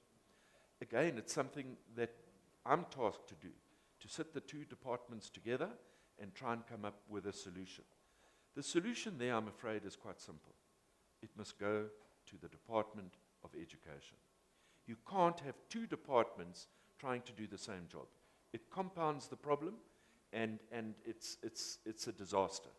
And that's what we're trying to push for in that particular area. And I think maybe my civil society bias is coming in here around the fiscal delinquency, but what about constitutional delinquency? And really it is that National Treasury is also part of government and they have constitutional obligation to the people, right? Just your weighing in on that. Well, look, if you want to work within the realms of the Constitution, then your budget needs to be designed around the realms of the Constitution, which is to protect the poorest of the poor. Now, in the province of KwaZulu-Natal, we can't pay out grants. That's a National Treasury deals with that. So that can't form part of our budget. In reality, my view is we should be teaching people to fish rather than giving them fish, you know? Give a person a fishing rod and feed him for life. I think as government, but we only have ourselves to blame. 30 years into democracy, we haven't addressed inequality, poverty, and unemployment. You cannot tell me that we've addressed it. The reality is, if we're not going to give people employment, so part of our budget, we've also got to look at how can we focus on creating jobs. But I don't want people to misunderstand. It's not government's responsibility to create jobs. It's government's responsibility to create an environment where you have investors who can create jobs, like the lady behind you there. Does that answer? It's all right, okay. And then to rush this, so firstly, yeah, it was around fiscal dumping, so from Kenneth, there you are. Fiscal dumping, and then also what criticisms or critiques do you have about the budget, national budget that was tabled this year? Well, you know, it's very difficult. I understand the position that the Minister of Finance is in. He can continue lending money, which means we're going to pay more in interest. We're then going to have less money. And he, you know, and National Treasury decided no more. Now, every year that goes by where our debt is going to start reducing means we're going to start getting surplus funding in our equitable share. So it's a process. There's no quick fix solution. I mean, I would love to say to Minister Godongwana, you're not giving me enough money. I don't want 154 billion, which is, I think our equitable share is around about 156 billion. I'd love to say to him, I need 100. In fact, I'd love to say to him, make up what you've cut on our equitable share over the last 8 years. The reality is it's not going to work, which is why when I started, I said, you know, we have an envelope of money, and we have to make it work in that envelope of money. When it comes to fiscal dumping, I see we have an official here from one of our departments in KZN. They know that we watch them when it comes to this time of the year. And we, again, with Treasury, and without being arrogant, we have our finger on the pulse. We watch what's happening. Every single week, I get a briefing from my team on the department's expenditure. I get a briefing from our Treasury banker on what our cash flows are. And that's if you want to run a business, or if you want to run finance in government, you need your finger on the pulse. I remember being here at WITS, and I was still a councillor, and one of the lecturers said to us, if there's one thing you must do in finance, every day when you get to the municipality, is ask for the bank statements to see what's in your account. And most of us do that in our personal lives. You log on to your bank and you check how much money is there before you spend. So, you know, well done, Wits. Shout out, Vids. And then the question from Nozipiwo, the job creator, SMME, is what informs the budget choices, and how do we close the gap between the budget and lived reality? Of our people? So one of the things I started to do, and I've said earlier, is engage with unions. Because unions are normally the structures, the civil structures, that have challenges with budgets. And there's nothing secret about a budget. It's an open process. And I've always been very open to civil society to say, engage with me if you've got ideas. I don't have all the answers. I really don't have all the answers. I don't believe my Treasury team has all the answers. So we must be open to suggestions. We must be open to ideas when we do our budget. How we do our budget at the moment is we engage Treasury, our budget teams, engage with departments. We look at the APPs, what it is that they want to achieve, and then we tie up those with the budget allocation for that particular year. Remembering too that ultimately it's not a Treasury budget. I can table a budget. It's the provincial legislature that adopts that budget. And I often find that you get opposition that come in and they howl and tell you how bad the budget is. And you know, one of the arguments in one of the debates last week thrown at me was we would find 300 million for a youth employment fund. Well, that's grand, you know, that's really grand. But where are you going to get the money? You know, if you're going to come up with grand ideas, don't politicize it. tell me you're going to cut Department of Cooperative Governance and Traditional Affairs. Barbara, I see she's saying no, no, no, no, no. But that's, and I think there needs to be a broader engagement, quite frankly. Yeah, no, Structure to change expenditure, was that the other question?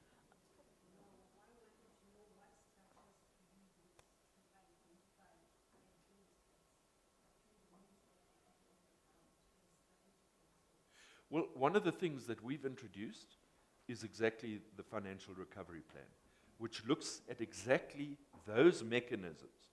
Now, as I said to you, we've created dashboards. We also have to the provincial cabinet, we call it the provincial executive. I submit a report every single month on the financial recovery plan, which then outlines the departments. It outlines what those challenges are, what the successes are that we can actually fill up the gaps that you're talking about. okay. Thank you. Okay, so we have 10 minutes, so please, please, please, can you keep it to one thing? I've seen hands, so round two. Please, just like one question. So there's two with the Liverpool shirts I would ignore otherwise, but I'm professional. Was there a third hand? That's the second, but I remember a third hand. Unless your question's been answered, then that's great. Okay, let's go with those two. Those three.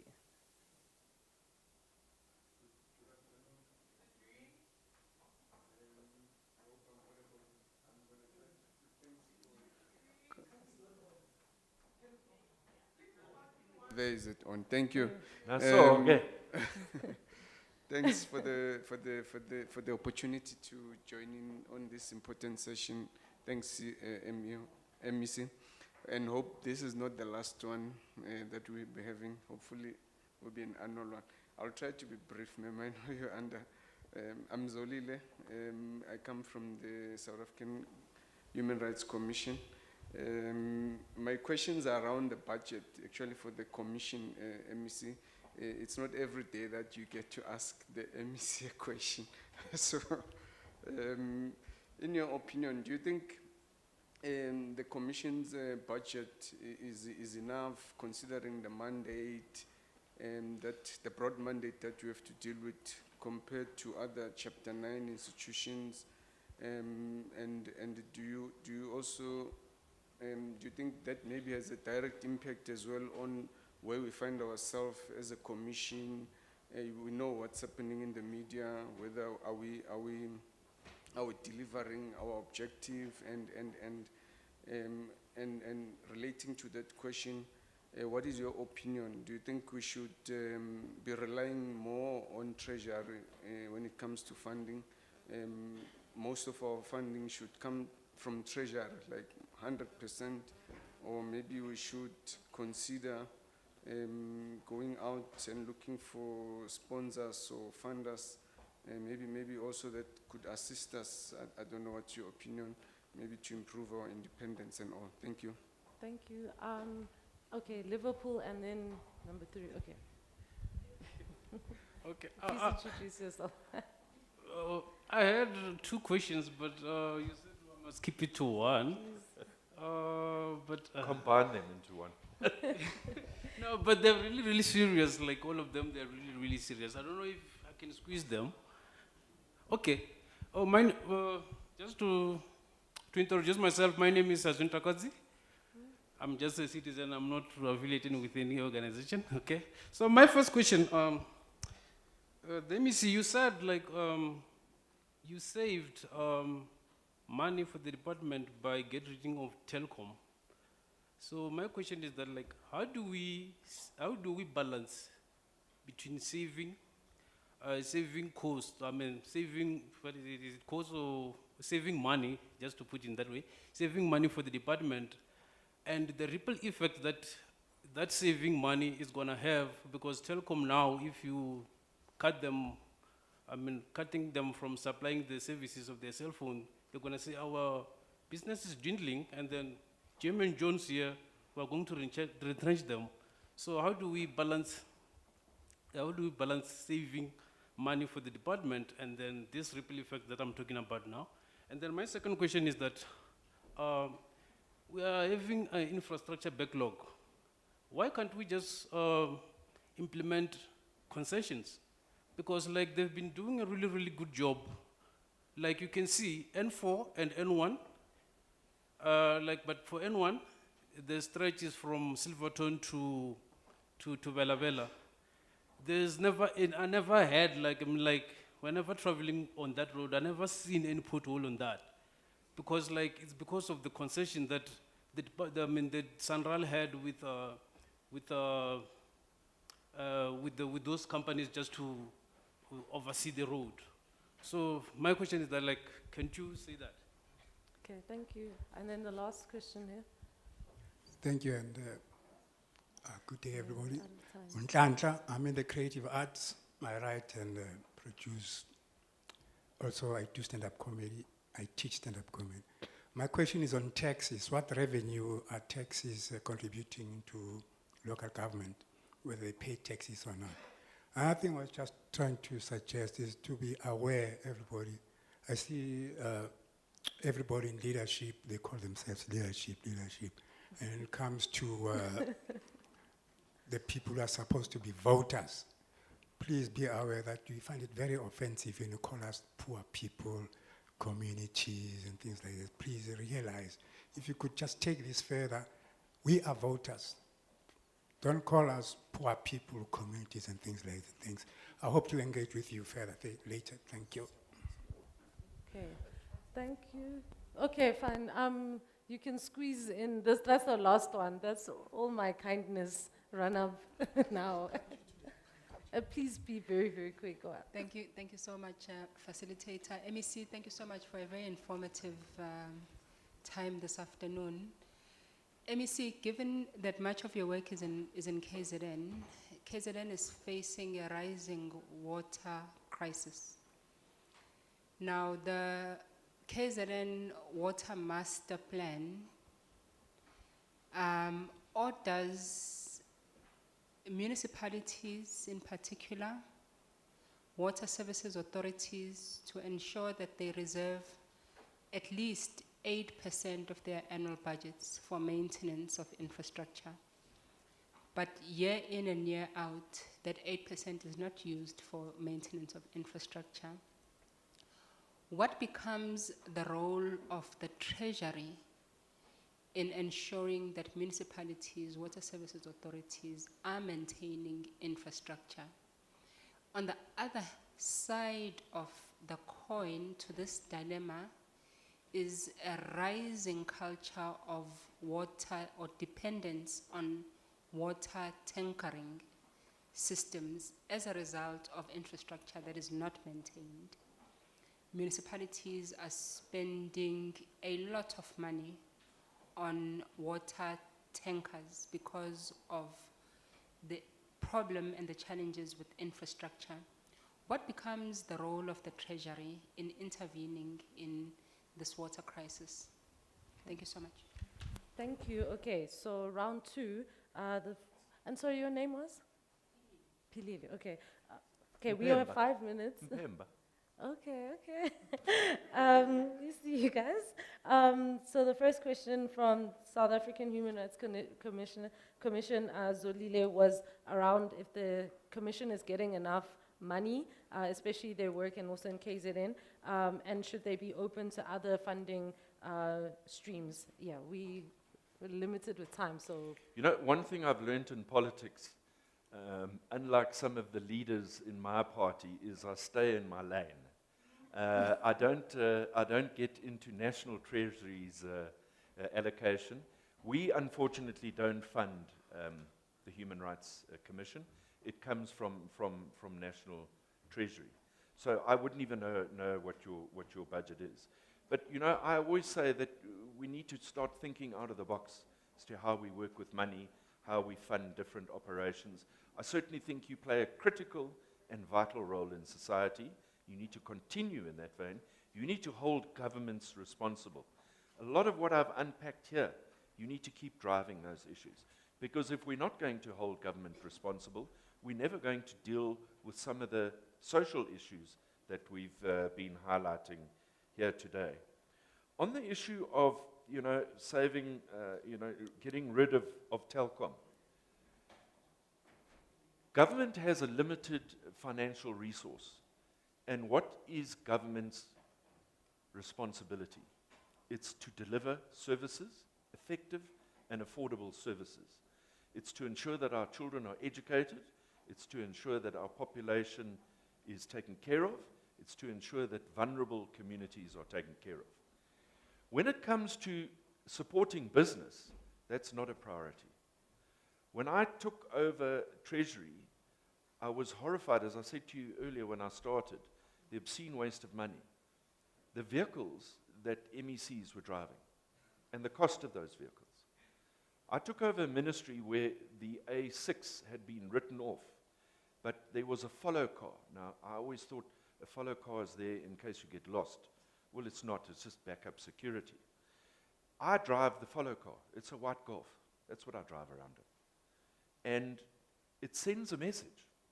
When we had an event in Kokstad on Saturday, and you have all these huge SUVs and a white VW, people say, "Hayi bo, unqongqoshe uhamba ne-VW nje." That's the tone, but you need to lead by example. And I'm glad to say that we cut back on the ministerial vehicles in our province. I think it was in the first 8 months we reduced it by about 6 million rand.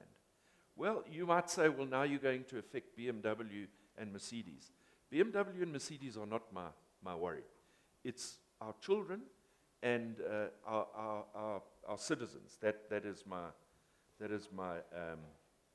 And we don't cut costs. We reprioritize. That's the most important thing. Infrastructure backlog, I couldn't agree with you more. I mean, the challenge there is because the fact that we don't really have the money. But if you look at the N2 and the N3 program in KwaZulu-Natal, there's an enormous amount of work going on there, but it's also an area in our reprioritization that we need to work on.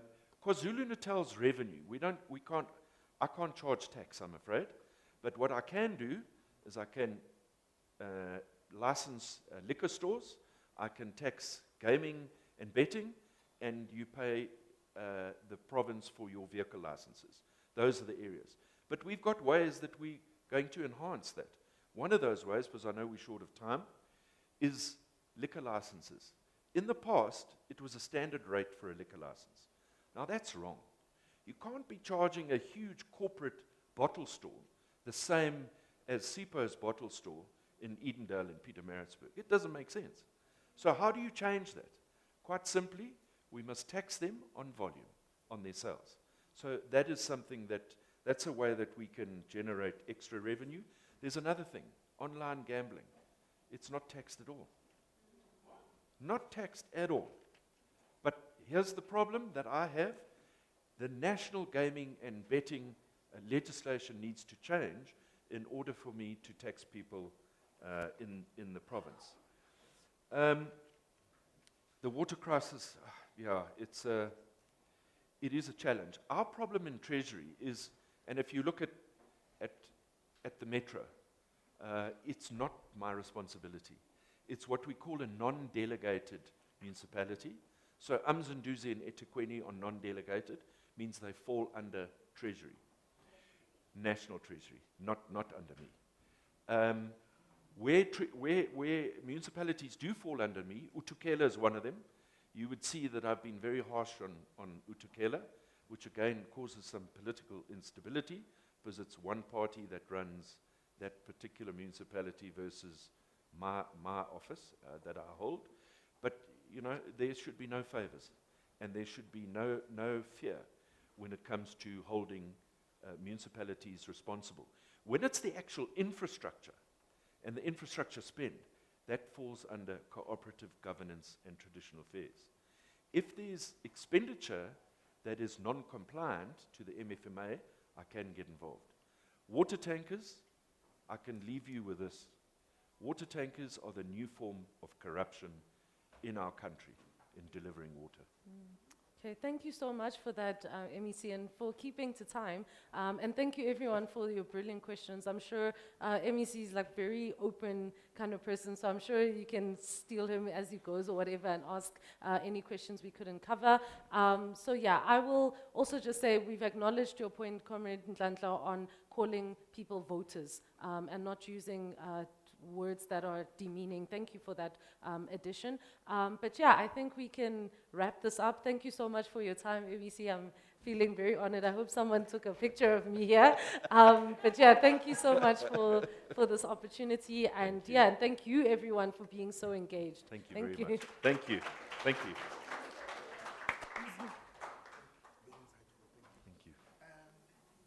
Commissioner, please, next panel can include example quickly.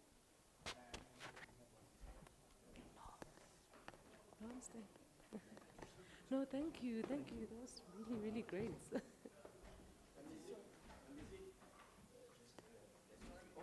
Just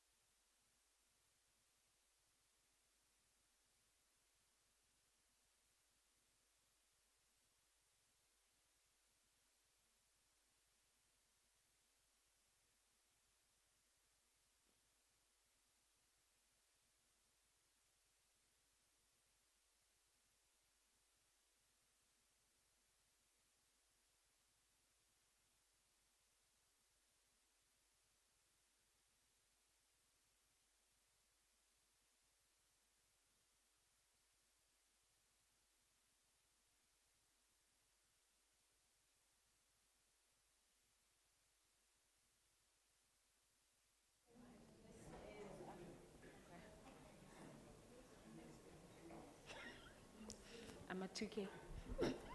Thank you so much. It's a bit loud. I can't. Rachel, if we can just reduce it, because now I'm hearing myself in my own head. Okay. Thank you so much. This is the second session of the day. And I think yesterday set the tone. We heard what budgets look like. We heard the challenges from the MECs, but also then we had conversations about challenges in the current South Africa. So it was a situational analysis. And I'd just like to thank the two MECs on just providing an in-depth analysis of how they view budgets. Now, from a Human Rights Commission perspective is, what is a budget that is reflective of human rights? Now we hear the words, is it pro-poor budget, which I'm not agreeing with? Is it pro-human rights budgeting?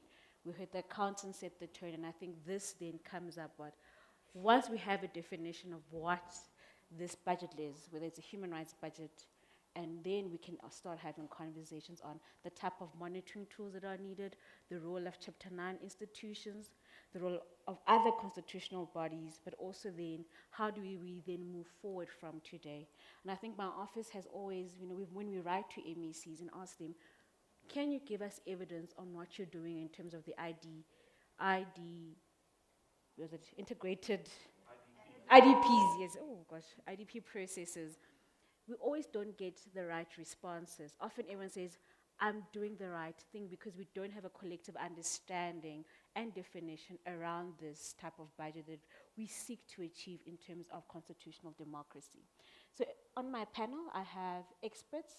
We'll start with the financial man, the accountants, in terms of just a presentation of what they believe is the definition.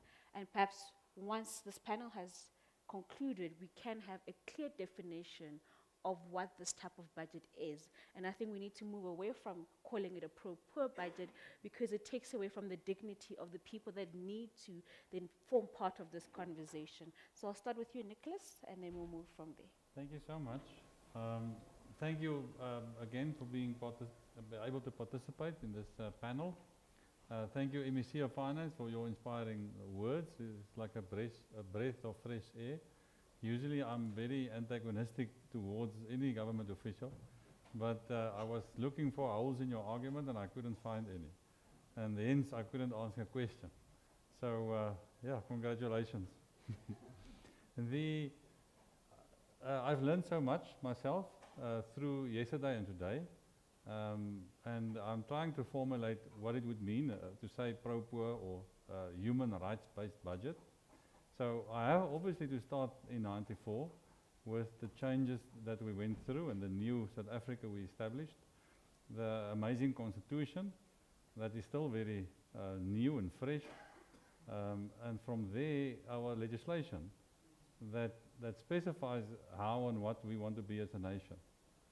I also said yesterday we already have so much good legislation and competent people in National Treasury and especially in national government with a constitution that already defines and explains an equitable share that must be distributed, the section 26 and 27 of the constitution. So there's nothing really that one could change. When the National Treasury drafts the budget and it presents it to Parliament, 60% already is allocated to social service and education, more than Scandinavian countries as a percentage of GDP. So there's nothing more actually that one can allocate. The MEC of Finance mentioned the wastages, and maybe we should start there. When Minister Pravin Gordhan was still alive, he said that state capture cost South Africa R1 trillion. Then there's obvious waste within the system, and then there's obvious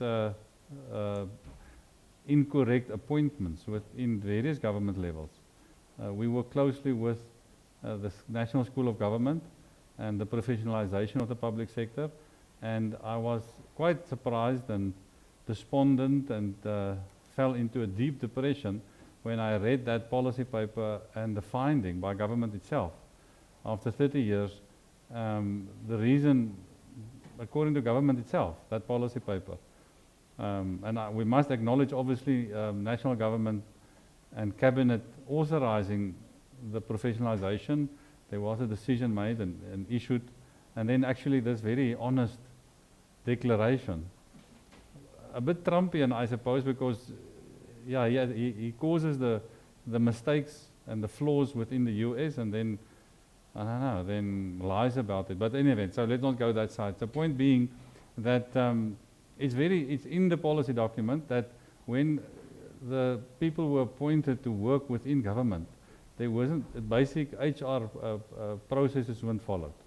So the right person for the right job wasn't a priority.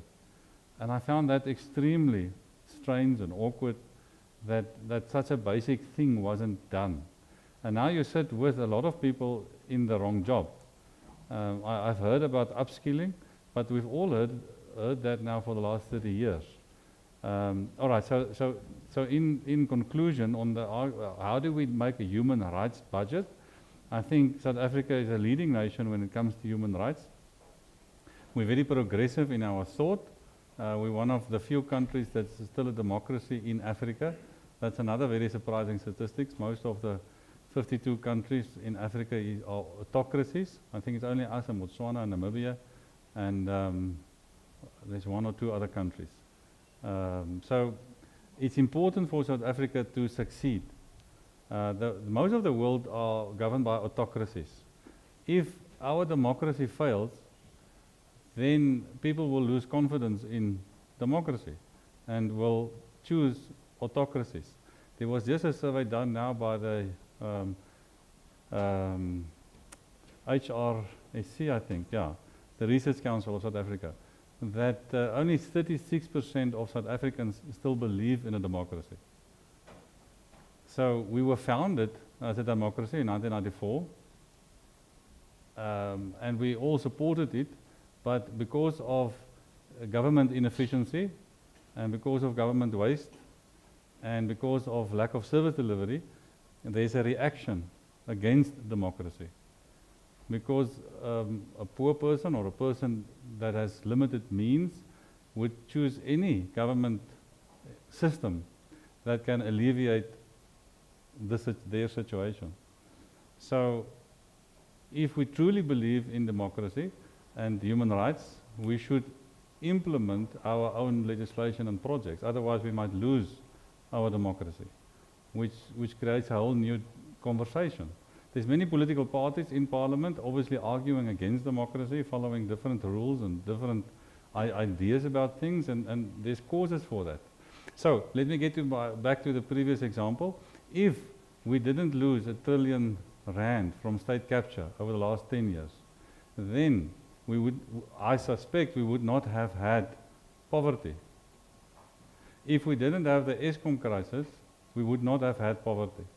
Why do I say this? Both of those issues affect GDP. So our GDP growth in the last 10 to 15 years was 1%. That's less than our population growth and less than inflation, which means we are all poorer than we were 10 years ago. The value of the rand and what it can buy has reduced.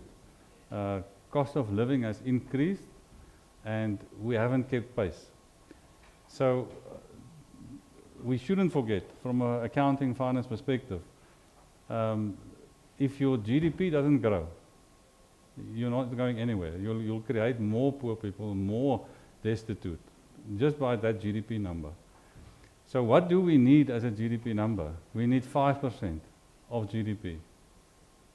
Now what does it mean to get 5% of GDP? It means massive infrastructure development, like turning the whole of South Africa in one big construction site. And then following the Chinese example, if we can get to 5 or 6% per annum GDP growth, then we would be able to reduce or remove poverty in its entirety within the next 30 years. And that, I think, is something that's lacking in the conversation, having a national goal.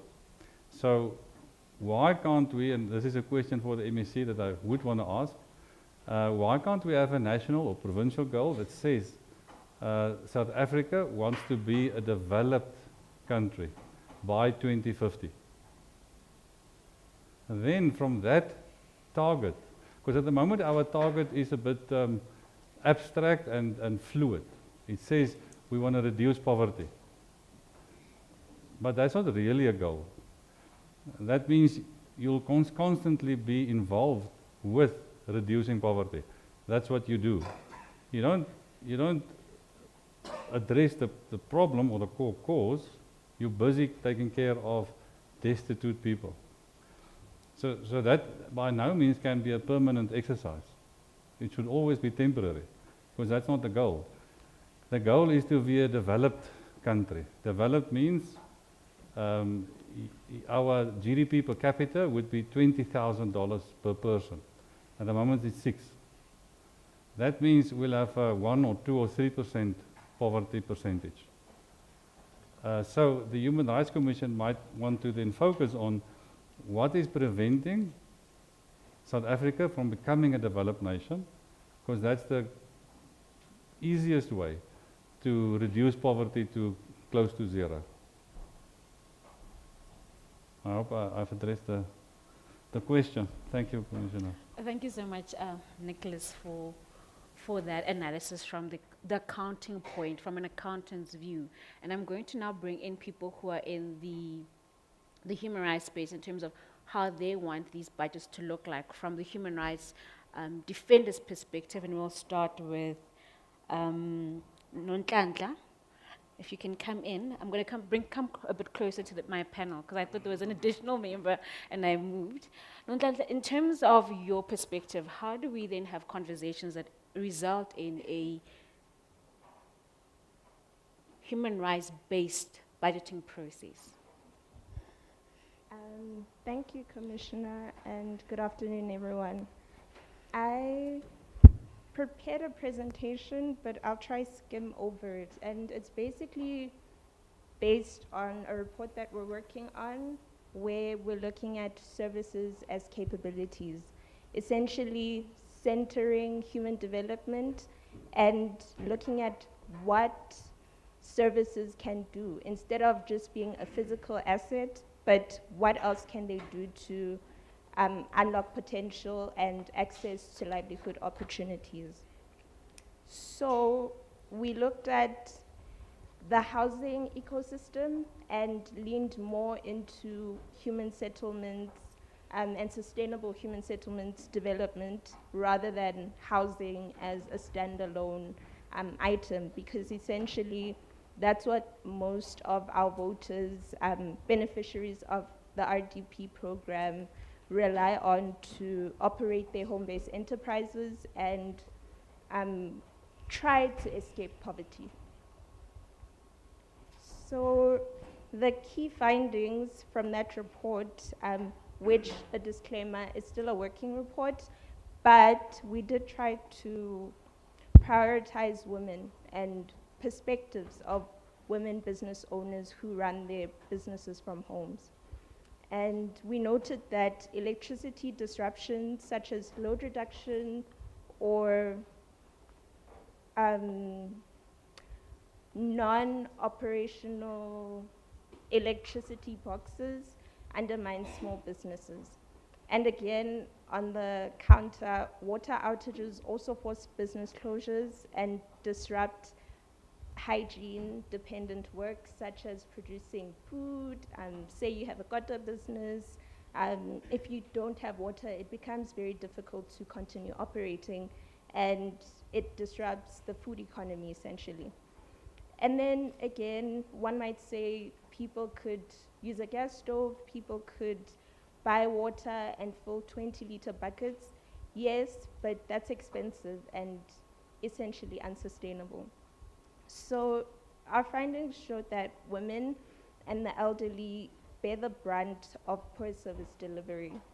And that is where 67% of households in Gauteng are female-headed, and nearly half of those residents rely on SASSA grants, with women being the majority beneficiaries. So it is essentially a women problem, and with the focus on human settlements, women are the main caregivers, runners of homes, and runners of these home-based enterprises.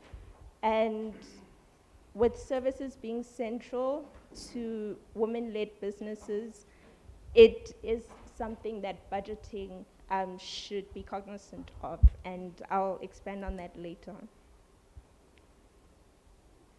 All right, and our findings also show that 24% of income generated through these home-based businesses is spent on water and electricity costs. Is spent on water and electricity costs.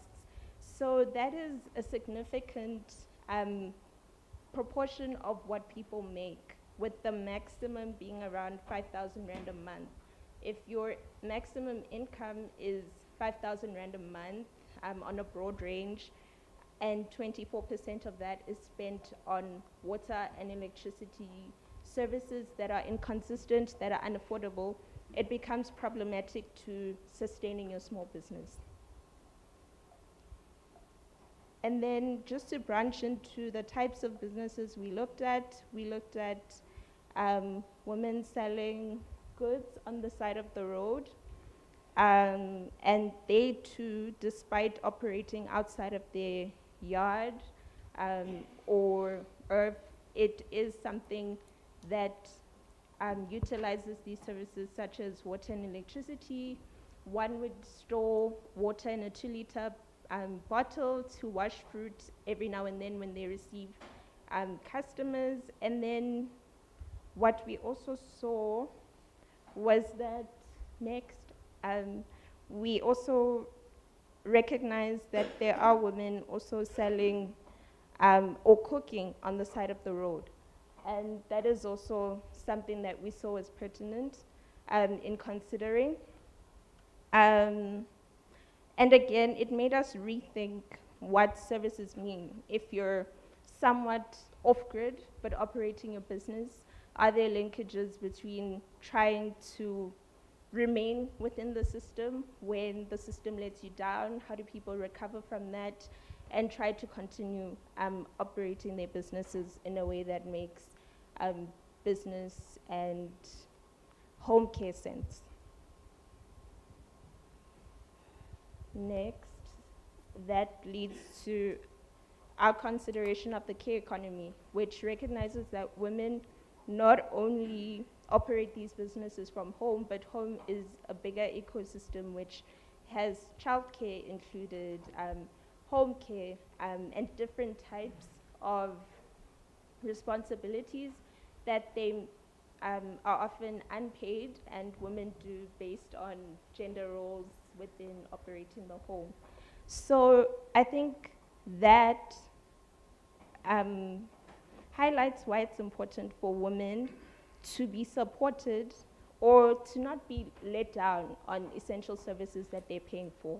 I didn't get to expand on it earlier, in conscious of time, but these are rate-paying citizens, rate-paying voters, and as they try to hustle or find ways of hustling, when poor access to services lets them down, that undermines how they take care of their homes, that undermines how they decide to find ways to escape poverty. So what can be done? We looked into various approaches, and we'd like to consider an approach that considers the home and livelihood opportunities. So not only physical access, but opening access up to affordability as well. So access should be considered holistically, where women have uninterrupted service connections, but also have the financial freedom to afford these essential services.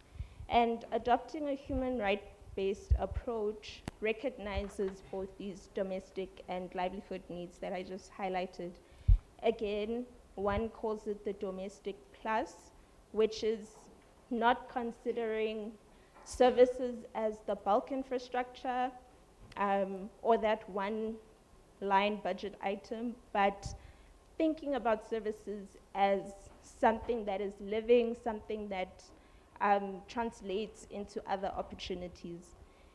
Again, um, when considering interim services, one could look at prioritizing women by having female-friendly services that are safe. Say when considering where to place chemical toilets in a settlement, yes, it's about the operations and whether the truck can enter a settlement, but it should also be about how safe it is for women to walk to those toilets at night, and the like. So I think it's about intentionally involving women in these budget decisions and making gender responsive budgets a bit more operational, a bit more as a process that both parties work together rather than it being prescribed.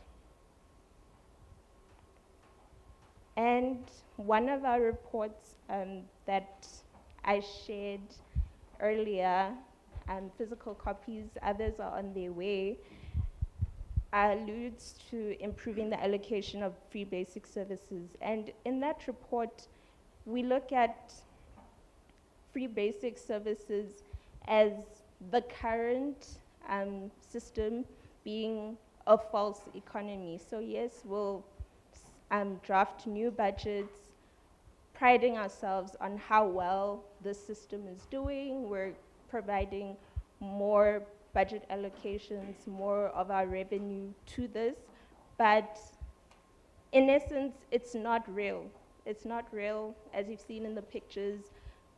Small businesses are suffering, and we think that rethinking that might look something like changing the allocation into a conditional grant, and that would require funds that are not being used to be returned to the national fiscus. So perhaps repurposing the funds might provide opportunity for saving, because of course people have said that that allocation is not enough, that 50 kilowatts are not enough, but perhaps if we do think about what money that hasn't been accounted for does, that might be useful, so hence the conditional grant. And then we also suggest that we should reduce electricity costs through the diversification of municipal bulk purchases. And in that again, I think it's a ways of unlocking opportunity. And on water, we would like to consider reducing non-revenue water, particularly the significant amount of water lost due to leaking infrastructure. And that is something which links to the earlier question on what to do with repairs and maintenance on a budget front. So communities already are trying to repair taps with the little that they have, but I think when at a higher level, budgets are reconfigured in ways that support that and make provisions for alternative funding or creative ways of financing what people are already doing, then we're unlocking opportunities. Next. And then this is also drawn from the report that I shared, where we propose the number, being cognizant of the fiscal limitations that government has. Next, we've also proposed to increase the allocations, say the allocation of 50 kilowatt per hour per month to 150 kilowatt hours per month, and then the free basic water from 6 kiloliters a month to 8 kiloliters. And in doing that, we recognize that the costs are going to increase significantly, but we've also looked at how the indigent register is created and how beneficiaries who qualify or do not qualify to be in the registry is decided. And we've seen a few loopholes with that system, and perhaps when it's rethought and focus is on the very, very, very disadvantaged voters who fall below the poverty line, then perhaps those beneficiaries could be reduced. As we've seen that there's expenditure that's not accounted for because people do not, although they qualify in income terms, they don't qualify because the indigent, the process of having them on the indigent registry is quite cumbersome. So not everyone gets to make it there. And we've suggested that, or proposed that we tone that down to 7.5 million beneficiaries. That's a start. I know there might be questions around that, but we Nhlanhla, let's pause here. Okay. Because I think that you're now going to expand a bit more and we will allow the audience to engage on some of these aspects that you're raising on how it needs to look. And I think you're touching on the gender responsiveness and the rural sensitivities of how budgets must look like. And perhaps it can be a conversation of an indicator in a human rights, a pro-human rights budgeting, or pro-human rights of budgeting. I'm going to go to you, Palesa. You had a very, Matsidiso, apologies. You had a very interesting conversation with the MEC. Perhaps we'll talk about that, but also then, how do you see it? How do you see this budget look like? And what do we need to focus on? We've heard from Nhlanhla saying it needs to be gender sensitive and rural sensitive as well. But from your side, what do you think it should look like? Sure. Thank you for the opportunity. I'm back, but this time wearing maybe a different hat. So I had my, I understand as a moderator and a person now. Maybe I can speak from the heart. Yes, also speaking for my organization, Coalition, which my comrade here is also representing, the Budget Justice Coalition. But yeah, I think that, the semantics around the terminology is always evolving. So 1 second, it's pro-poor budgeting, and then it starts getting used, that title, to speak on behalf of people, or what does this really mean? And then it loses its weight, or then it's a pro-human rights budget, but then other people say, oh, but there are certain things that are not considered in the Constitution. So there's just a lot of conversation around that. I received a mandate around pro-poor budget, and also that is a term that we use as the within civil society for our reasons. So I'm sorry if I do cause offense, but that's the language that we're using. And I think also in this year, which is also local government election year, there's a lot of words that are said, but I think that the substance is really what we should be looking at, right? And the substance of that really is that a budget should be, and to use the BJC's tagline, by the people, for the people. Our view is that people, we all pay taxes, right? We all contribute to the fiscus, so whenever we buy food, VAT. Whenever you take a taxi, fuel levy. If you're privileged enough to have a job in an economy that is struggling to create meaningful work for the millions of people, maybe you also pay income tax. So the majority of us are contributing to this, and it would make sense then, as National Treasury and as government, they've made promises. 30 years ago, they made promises to our people based on the Constitution, and so there are obligations that the state has given. So it's not a handout, it's that people are paying, we are all paying, right? And then we're not just giving money to government for giving money's sake. Like, we are expecting public services that are going to deliver on the constitutional obligation that the government has promised us, and then when it is local government election or national government election, they come to us, the voters, on that basis. So it's promises they made, and for us, a budget needs to actually translate from just those promises that you make to the people with our money into actually realizing that, right?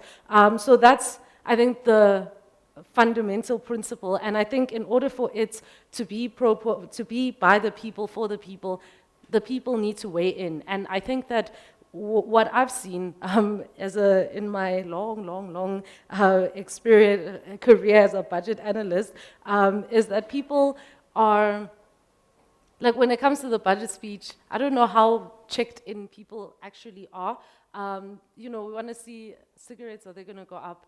Alcohol, is that going to go up? And then right, Lohela, more like that's it, right? Like people don't actually go into, okay, but this allocation for education, it's billions. And I also think that government is at fault, is that the information is so technical and difficult to access, and they don't break it down for us to understand, and that's what we're working on as civil society to make it, to improve economic and budget literacy. But they should do that because the people that they're reporting to, it's not just the World Bank, it's not just the IMF, it's not just business or the international markets, it's to us, the taxpayers, who they promised us things with our money, right? So I think there needs to be a greater ownership and opportunities for participation in actually shaping the budget, not as this thing that is imposed on us, which I believe that that's what's happening, but it should actually be, okay, these are our priorities, these are the goals that we have, and I think you mentioned targets and goals, but this is what we promised you, this is how we're going to do it. And I think that will also make for better informed decisions that people make when it comes to elections, because it's easy to say, guys, we're going to do A, B, and C, but also how are you going to do that, right? That's what we're voting for. Like, we want to see things that are actionable, right? Again, with the premise that it is our money, like public finances, you pay, so you need to receive. And I think that we've normalized this idea that we throw money into seemingly a bottomless pit. Like, we pay taxes, and then also on top of that, if you have a job and you have a fancy job, then you also pay medical aid, private sector. There's just a lot of, like, we've just accepted some of the status quo, and in accepting it, it also entrenches that, and then some of us who then start questioning it, we start sounding like we're the crazy ones for being like, where are the promises that you made, right? I think that also reflects this year. So I've been quite critical through my organization, and I think civil society has been quite critical of the budget that was tabled this year, because I was at the budget speech, and the minister spoke about a pro-infrastructure budget. So it was like, there's going to be $1 trillion that goes to the budget, right? And then 2 weeks before that, we had the State of the Nation address. I think that was the longest SONA I'd ever heard. Promises, promises, promises. Makes sense? It's an election year, right? But the issue that we've had, and particularly a lot of my work goes into that, is that there's all these promises, then 2 weeks later, there's a budget that doesn't fund those promises. So it's like, so how, you said that we're going to build this new university, okay, but the budget for higher education, there is no allocation for that. So how are we going to do it, right?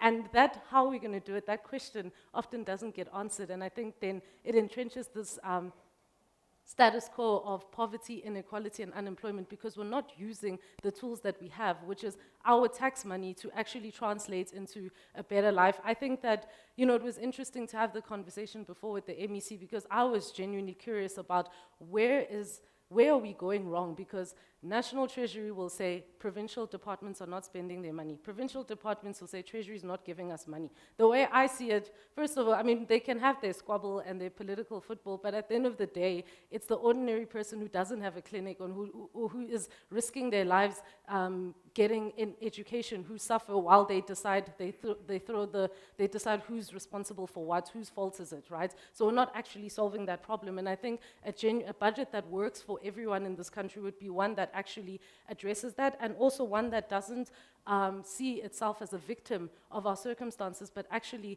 we use our public money to solve our problems. So often National Treasury will frame it as, we'd love to do A, B, and C, but because of inequality or because of poverty or because of unemployment, we're limited in what we can do. This is the limited money that we can collect, right? But we should be growing the pie, and we should be using the resources that we have to do that. If we have public money, we should be investing that money into accelerating things. I mean, we can have a debate about whose job it is to create jobs. Is it government? Is it the private sector? But there's no denying that over the past decade, we have not been hiring nurses, doctors, teachers, but we also have qualified nurses, doctors, teachers who are sitting at home receiving 370 a month, where they could be actually working in the public sector, overcoming overcrowding, so better quality constitutional like better quality healthcare or education or whatever it is, but at the same time, they would also be contributing to the fiscus. So my view is that that would be money well spent if you invest in hiring people, because then it would reduce unemployment, but also grow our tax base, and we have more money to do the things that were promised to us. So I think that, and that's the other things that the budget needs to, in order for it to be by the people, for the people, needs to be responsive to the needs and the demands of.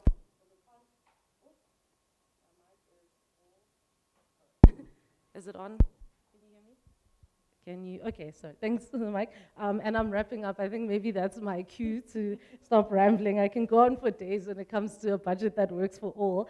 But I think that, I think that also the conversation I had with the MEC around the bailouts is one that, it is a true thing, right? That for years, money that, there've been talks about bailouts, but then there's been an represented thing of like, what does that mean for ordinary people? Besides, yes, of course, we need electricity, so I can understand why ESCOM would have been bailed out, or urgency around that, or we need roads and railway, et cetera, we totally get that, right?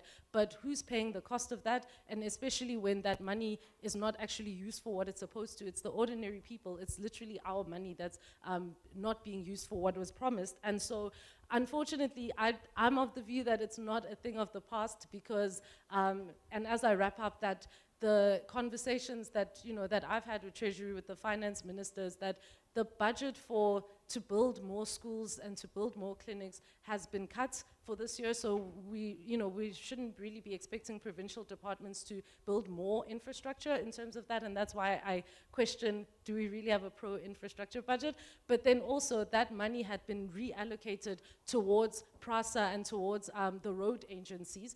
And so we have to hope for the best. First of all, that we have to hope that all of that money that the ordinary people in this country are sacrificing their constitutional rights to get better road, railway services, that to me is still another bailout, without actually recognizing what are the human rights implications of the decisions that we're making. And I know it's a complicated one, we can speak for days, but yeah, I'll just wrap it up to then also say that then we do need participatory human rights impact assessments on every budget decision that we make to prevent hardship for people in our communities. Thanks for engaging. Now, I think you touched on something a speaker said yesterday, and I think this was Ms. Mohammed. She said, we need the people's budget. And the people's budget then it's a conversation with government on what we want for the people, by the people. Well, I'll come and ask you certain questions about how that works, especially when there's conversations of IDP processes. There is that part of consultation. Would that not be something we need to look into? My last speaker of the day. In terms of budget, how do we get it right so that it reflects the people's budget? Thank you. I think maybe I will talk about the politics of the budget process itself and how I believe this kind of perpetuates the lack of a pro-poor budget or a human rights focused budget in South Africa. So I'd like to make 3 key points.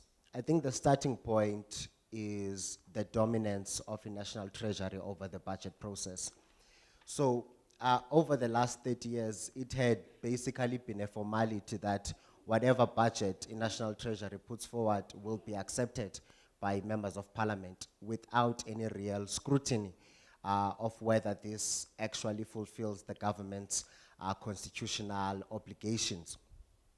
So Parliament, for one reason or another, maybe it is lack of competence, maybe it is lack of political will, has not really challenged and used their legal powers to challenge the budget. And yet they hear the cries of people saying they don't have things, and yet they continue to approve budgets that people complain about. And the budgeting process, basically, because of the dominance of the National Treasury, has been reduced to a purely technocratic process because in National Treasury, they are the experts most, so they must know. So why question them? If we left the National Treasury to their devices, we wouldn't have had a free education in South Africa, because according to the National Treasury, there was no money to finance that. But because at the time, our politicians had the political will to push this forward, the National Treasury had to find the money.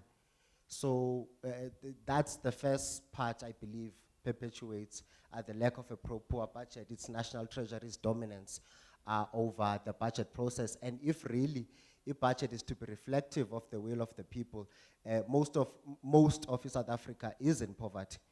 And if we say that their will must be reflected, then they must be part of the budget process explicitly.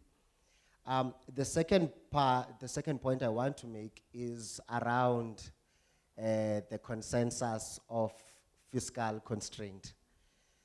So I think we are so used to the narrative that the fiscus is constrained, we don't even think to question what is the nature of that constraint. What does it mean to say the fiscus is constrained?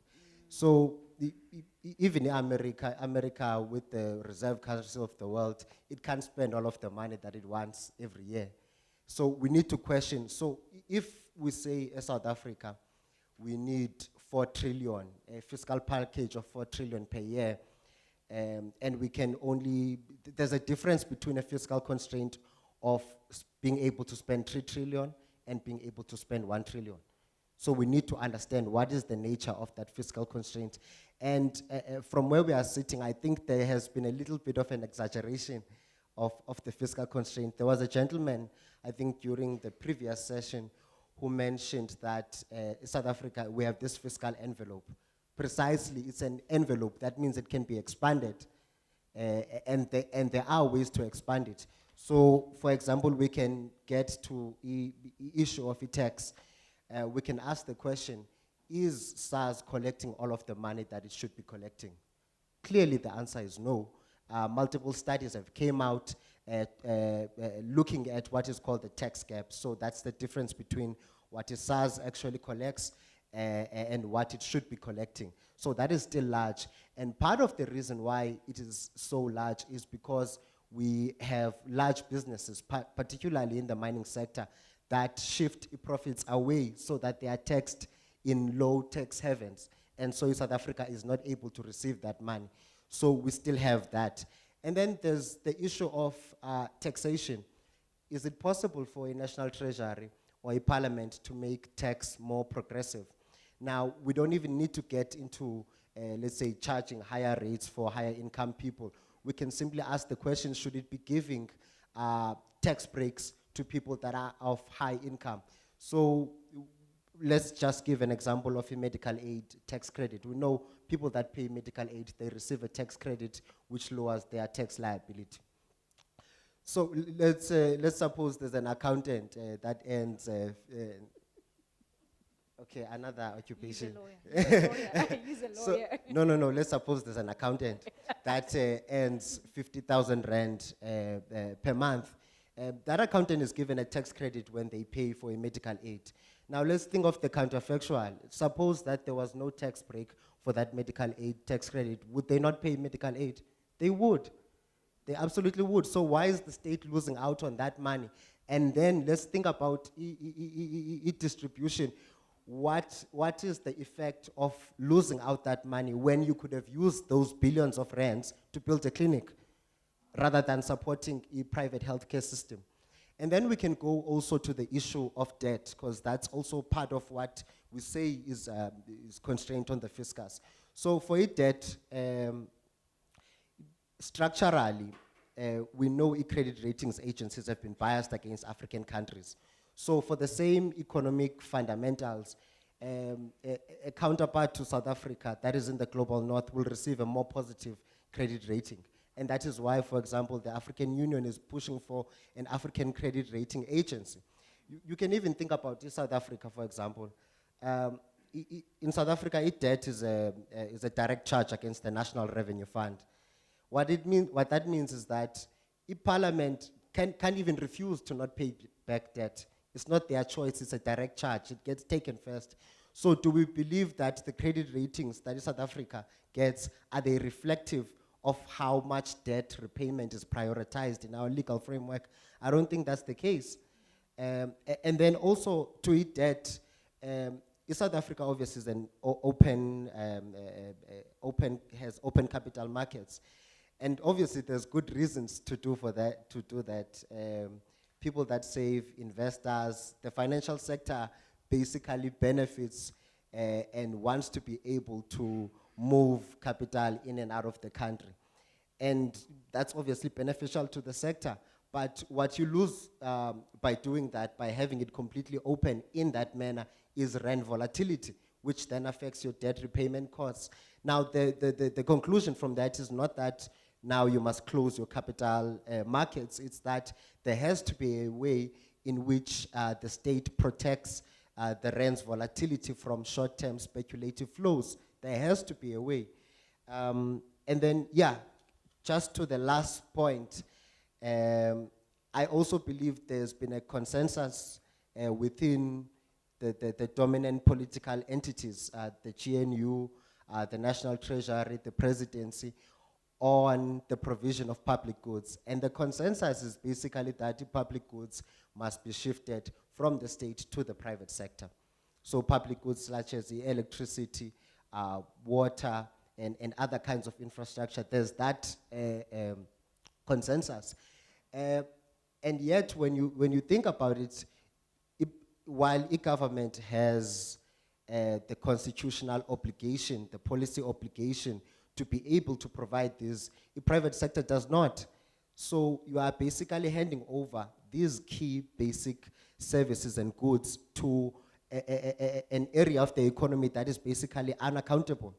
And the people that are said to be beneficiaries of this cannot hold those people into account, because ultimately you can hold the government into account, you can vote them out. That's a choice that you have. You can't vote out the private sector. It's there. And yet this is where we have chosen to shift public goods that are essential, not just to economic growth, but to a basic dignified life. Thank you, I'll stop there. Thank you so much. We can actually let you run this whole entire panel discussion because you broke it down quite well. Now, I'm going to ask all the panel members, perhaps in terms of your expertise. I see the timekeeper coming quite close to us, and I did say that I will ask Commissioner Bosha for protection. In terms of your experience and expertise, what type of indicator, I'm going to ask for each one of you to provide an indicator, do we need to look for when we are trying to determine whether a budget is pro-human rights? I'll start with the last speaker. I'll be short. So I think one of the main benchmarks, and something which we have looked at, especially within civil society, is whether allocations towards public services are increasing in reference to inflation or in reference to the population growth. Because when you have a population that's growing, that means more learners in schools. And it also means, therefore, you must increase the number of teachers. But because there has been the conclusion that there must be a stagnation or a limitation on the public sector wage bill, it has meant that those services have suffered, because now you have high learner to teacher ratios and high healthcare workers to the population. So I think, yeah, those would be the two for me, is to check whether allocations to public services, are they growing in line with inflation, and are they growing in line with population growth? Thank you. Matshidiso? Yeah, definitely in agreement with that, comrade. I think also the ultimate test of a budget, or the measure of whether it works for the people, is by actually speaking to the people and the lived reality, or the experiences and expertise that the people who use public services actually have as the people who are supposed to benefit from that. And so I think that, yes, after the budget speech, the minister goes on a roadshow, right? But the roadshow is to Washington, is to the lenders, it's to the markets, it's to those people.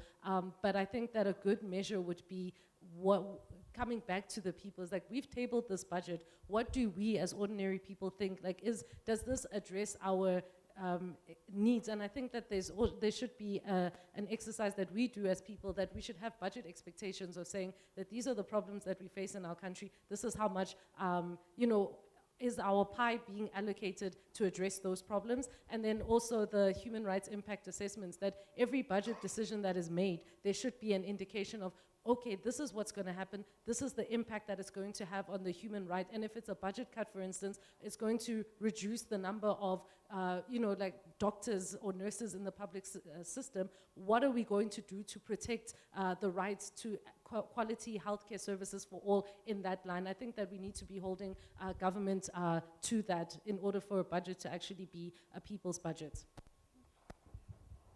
Thank you. I concur with both my colleagues, and I think in the case of water and electricity, budgets need to work as a ecosystem, or consider that they form part of an ecosystem rather than silos. So I think in the case of water and electricity, consistency, access. Did people have enough water and electricity, not only for domestic use and running the house, but did they have enough to unlock potential to continue running that small business? And I think, again, gender-responsive budgets is important. And taking that responsibly, I think there's no use in saying you're having a gender-responsive budget or you're centering voters when the IDP Indabas are at very awkward times of the day when people need to be at work or are hustling to make sure that lights are on at night. So I think just being conscious of all of this being part of an ecosystem and budgets not just being that thing that we need to pass by a certain time. I think the process should really center citizens. Thank you. Thank you very much. So I concur with most of what was discussed.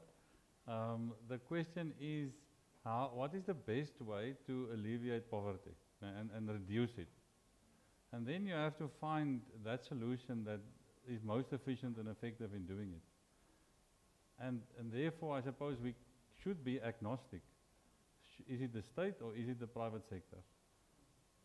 That's the choice. So the state, in my view, is a tool. It's not something pre-existing. It's something that we all created through a piece of paper called the Constitution and an act. And that thing can be changed. It's a social construct, the state. It's not something pre-existing.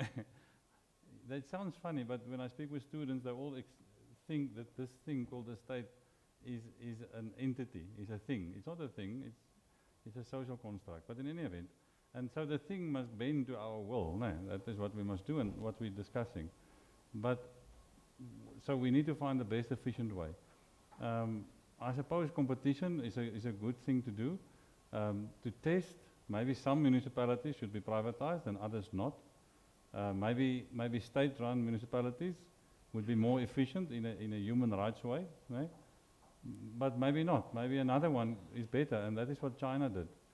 They have 12 economic free trade zones where it's just pure capitalism, although the state is called the Chinese Communist Party. So they are willing to accept contradiction within their own policies. So you don't have to be consistent in a policy. You need to have an outcome that delivers the best result for the most people.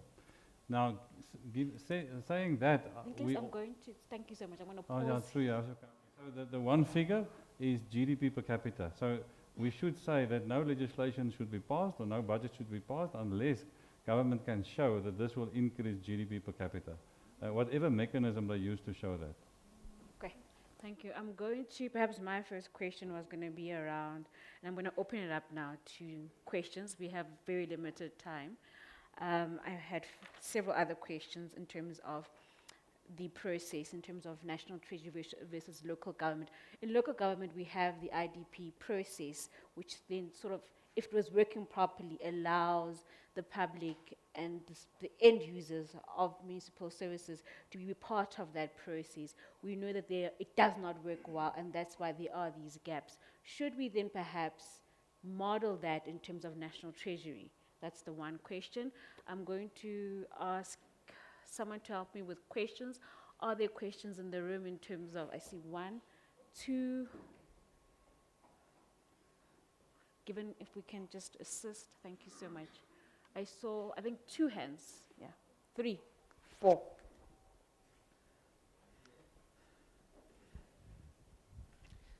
Thank you, esteemed panelists. Name's Ashraf. I'm in public policy and development.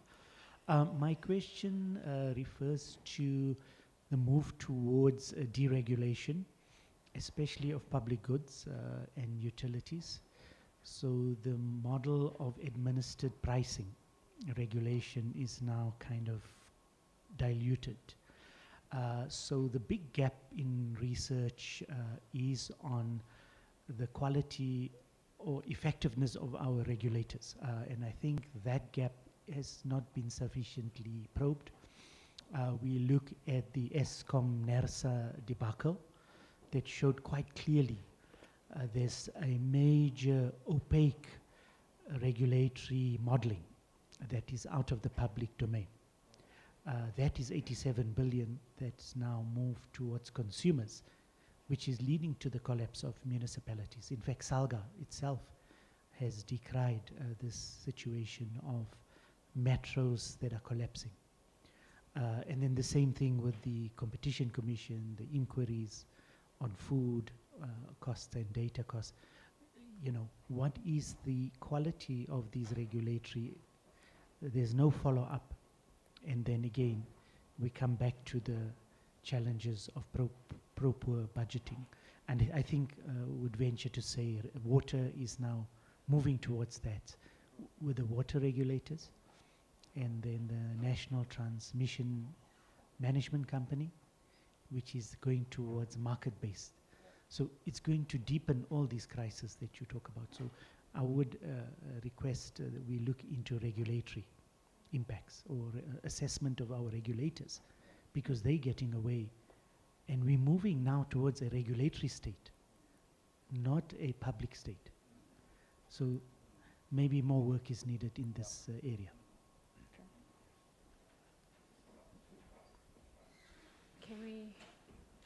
We'll ask.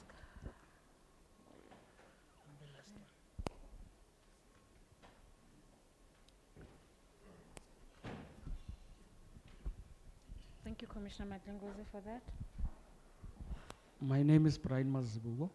I think for me, it's more of a comment. What I would say, before in the past, we used to have what we call people's budget, where key organizations will meet and draft a document which was called people's budget, was influencing more on the national budget. But I think it cannot be only a responsibility of the state.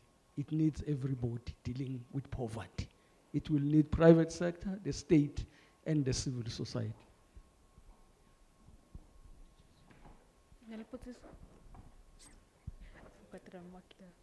You have a question? Okay. Okay, I see. Perhaps let's, given I had asked if there were the first set, there's a gentleman there. He had asked next to Ephraim if he can pass the mic to him. Let's another round. Thanks again. I think earlier must have missed my question on the taxi industry, tax revenue. How much does it contribute in the local government or provincial government? But my question now is about Ubuntu, which to me talks about human rights, social justice, service delivery. I mean, if everybody is aware that Ubuntu is essentially about ethics, the problems of councillors refusing to go and meet and consult with the people, I think that will help if everybody was aware that all is all about just ethics, and everybody is aware of Ubuntu. If you just have to spread that weight, I'm sure most of these service delivery problems might be tackled and discussed. Thanks a lot.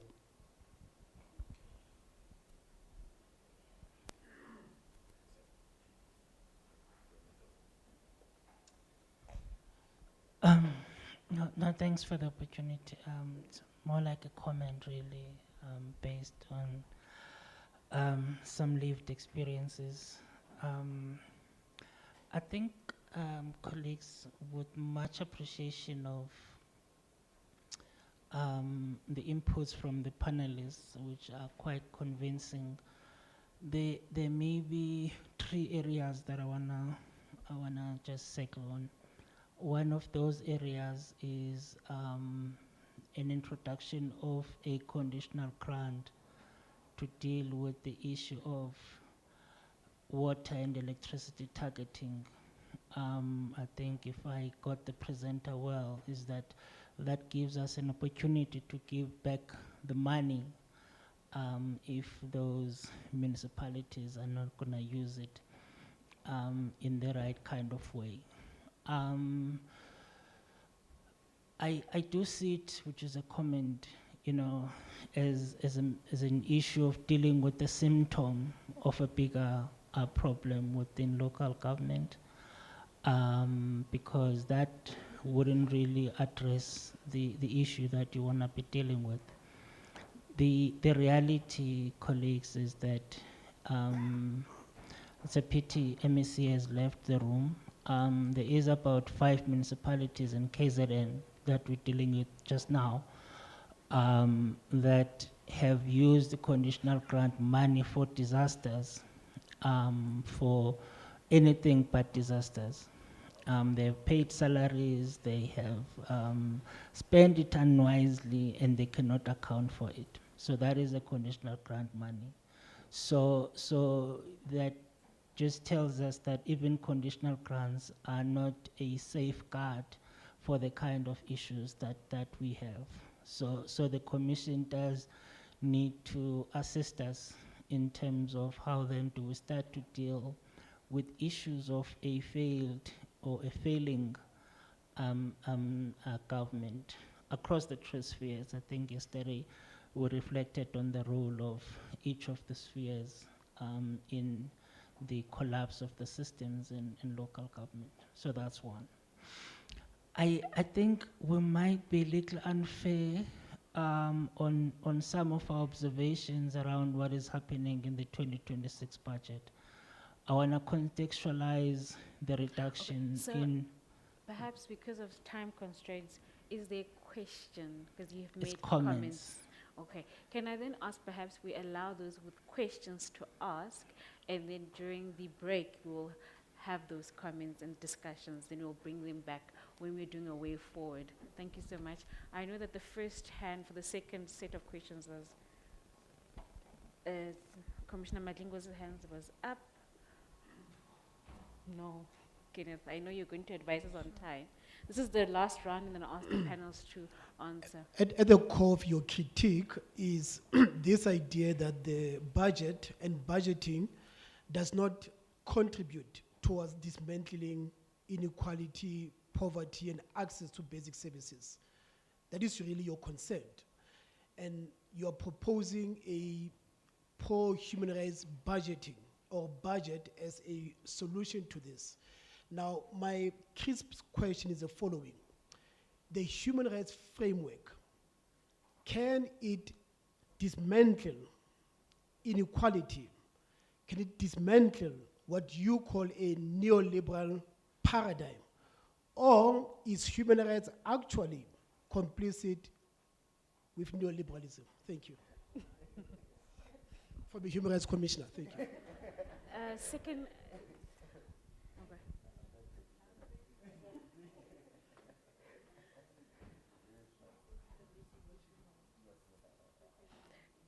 is it a question, Kenneth?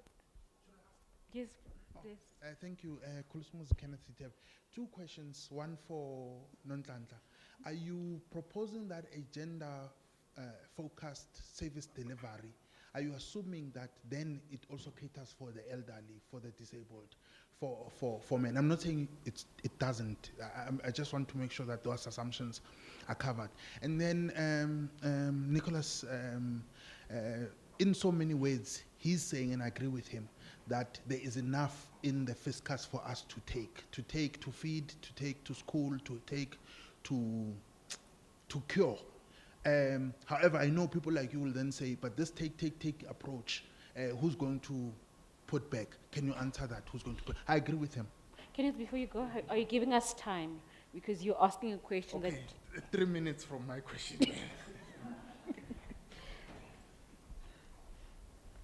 Okay, and then the last, and then we're gonna. Thank you. Hi, I'm Adele Mashaba. I'm a student here at Wits School of Governance. I just wanted to ask regarding the using the GDP as a benchmark to measure whether or not the budget is used successfully. How are we able to ensure that that economic growth reflects into actual income gains for low income and informal households? Thank you. Last time, Kenneth.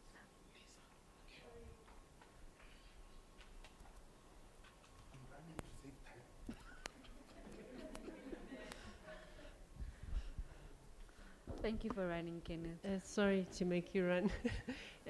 I wasn't going to ask because it's a little bit of a controversial question, but the Commissioner provoked me with his human rights question. Because I do sit and listen and wonder, as much as the interventions that we have done over the past 30 years are not impacting in the way we would like to see on inequality and unemployment and poverty, etc. The role of the citizen and the responsibility of the citizen in supporting the state's systems and not burdening them more with financially. And I'm going to give you an example, because what we're seeing in KZN is an unraveling of the system. So because people can't get access to land in the way that they want, and because they don't want to pay rates or services, they're accessing land informally and irregularly. And it's not the poorer members of society only, and therefore opting out of government system altogether. They're choosing to opt out, but still demand the service that they should get. And I've had a bizarre situation where people who clearly can afford to pay and have opted out of the system and accessed land illegally, paying 30,000 or more for the plot before they build, and don't want to now pay for the services, then demand the service. And I've had a municipal manager say to me, because we were asking, why are you giving them JoJo tanks?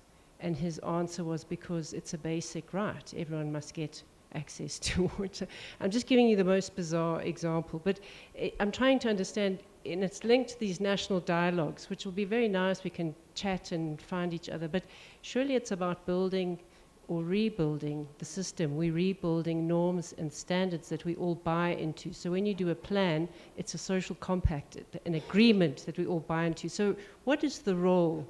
Where do we hold citizens accountable and responsible in this? Thanks. Thank you to the audience for their set of questions. I'll start. I see that you've already grabbed your mic. Do you want to start, or must I start with? They have their mics here. Oh, okay.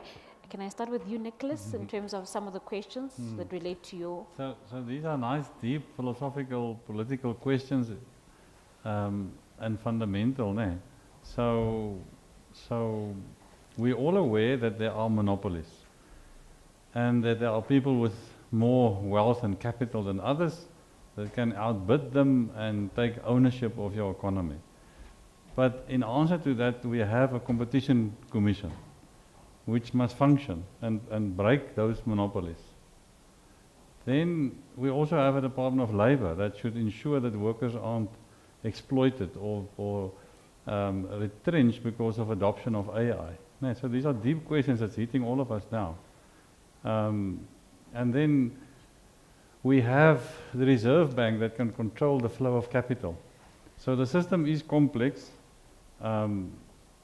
so that one has to decide what's the best flow of money back into rural communities, and how does it reach the destitute at the most efficient way. And then government, I suppose, has to decide, do we do a progressive tax? In other words, tax income more because it's an easier tax? Do we increase VAT?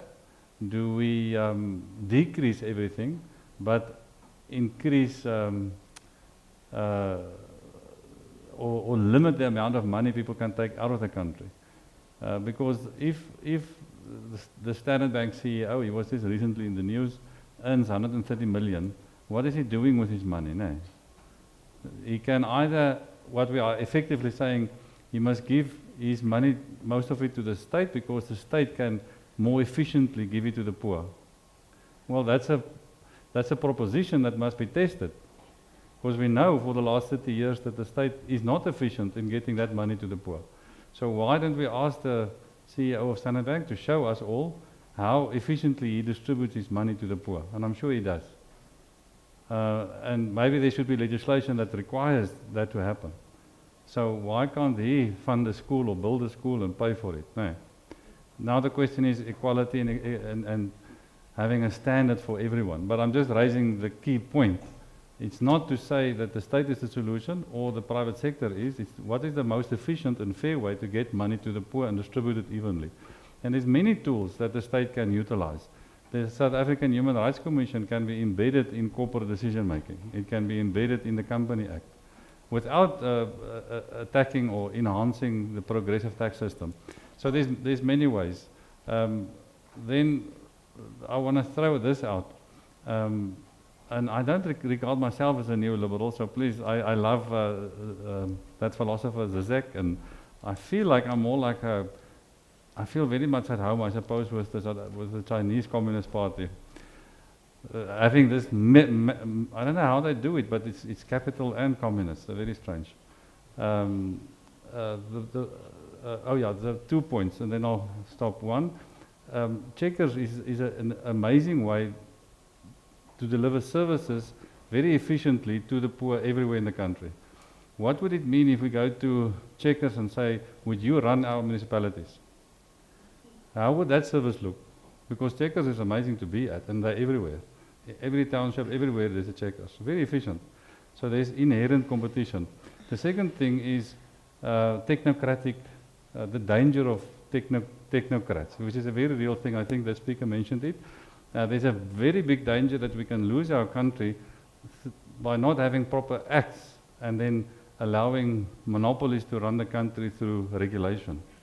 And we need to guard against that. And as accountants, we have knowledge that others don't have. No, so there is this thing about asymmetric information. And it can be abused, and I suppose it is abused. So that's why there's a professional body with ethics. But we have to make the conscious step to say that when we make submissions, and that's why at SIBA we made a policy.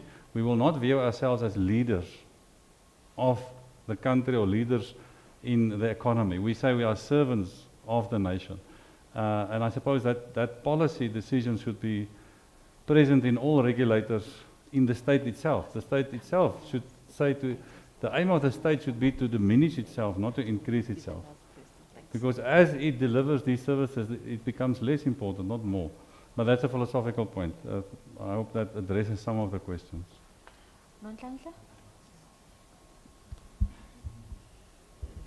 Thank you.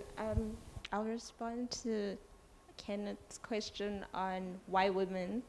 And I think it was mainly based on the research we've done, which shows that women are like the majority of caregivers and household heads, and especially in Gauteng, because the study was mainly in Joburg. And based on that, we thought, let's be a bit more intentional about the role of women in these neighborhoods, in these communities, because they do play a pivotal role in helping the elderly through care or with raising kids. So I think it does center on women, but it's a ripple effect. It affects other people who are under the care of women. So yeah, hence why women. And then again, I hear the philosophical remarks, and I think just to bring it back to this conversation, Ubuntu-centered, like Ubaba said there, is important. With the KZN enclave example that's been given, I think when that community emerges, but presumably those adjacent to them are really low-income households, it becomes more a moral question, And I may say, yes, let's do a technocratic tick box and see if they qualify, how much they earn before those Jojo tanks and water tankers are sent out. But I think it might just center back into Ubuntu ethics, and I'm not sure how we'd go about teaching that. But yeah, it might be more of a moral one.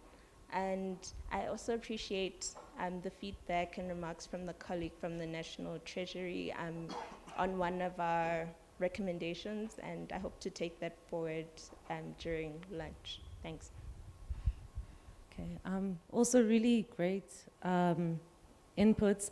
And I thought the question from student from the Wits School of Governance was really good because, you know, with these measures around GDP growth, we've seen a South Africa that sometimes like a lot of industries grow, yes, like banks, financial services, but they're not labor intensive, so they're growing alone and their shareholders are making a lot of money, but then they're not creating jobs for the majority of people, and so it actually entrenches inequality. So GDP, just GDP per capita, I think we can push it, and we will. That's why we're here, right? Like we must push for these instruments to actually be foregrounded in how, like what's the point of the economy if it's not there to serve the people, right? Like why are we paying taxes? Why is our economy, GDP growth, like for what? If it's not for, you know, if it's not to better the lives of all, right? And I think that just goes into the actual question I wanted to answer from Commissioner Tsepo, Comrade Tsepo clearly,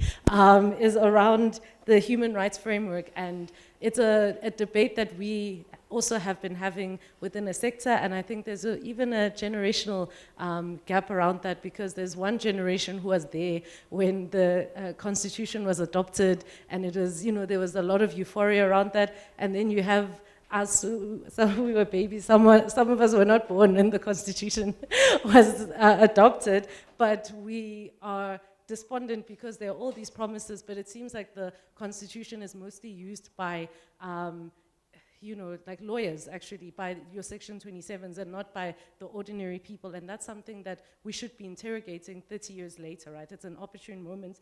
And what I will say is that there are some ways that our legal framework has actually gained victory for the people in terms of like through the budget, right? So, you know, the budget is a political exercise. People are fighting. Everyone thinks that theirs is more important than the other, right?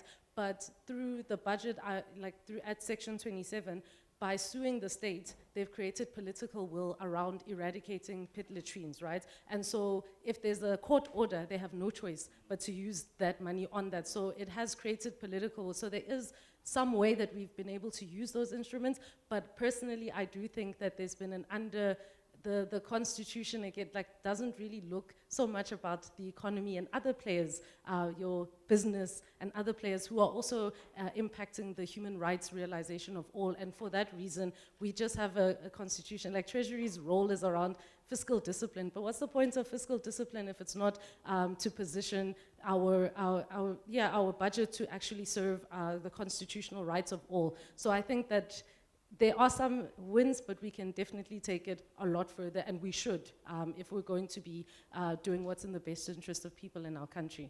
Thank you. I'll also try to answer Prof. Madlingo's question. Okay, so the roots of inequality and poverty in South Africa are land dispossession and labor exploitation. That's a given. And the philosophy of fiscal policy, especially in the early to late 2000s, the philosophy of it was very human right, had a very high human rights like flavor, which was let's expand the state, let's electrify villages, let's increase teachers, nurses, let's expand the size of the state so that people that didn't have these services initially can get them. And they did that through also expanding social assistance, social grants. The biggest period of expansion was during the 2000s. So we get all of these grants to expand the public sector. But there was no change to the structure of accumulation in South Africa, which was still based on unequal distribution of assets, which was still based on labor exploitation, even if it is not as violent as it initially was. You still had, and you still have, low median wages in the country. And I think what it means is that even if fiscal policy in its instruments, in taxing and spending, is very progressive, the ceiling is low for how much you can take in terms of reducing inequality and poverty without having to challenge the system of accumulation that exists. So to answer you, to close it up, yes, I think a human rights framework towards budgeting is limited in its, to the extent that it can reduce the poverty and inequality. I think it can make a good dent. I don't think it can transform without transforming these other labor-capital relations in South Africa.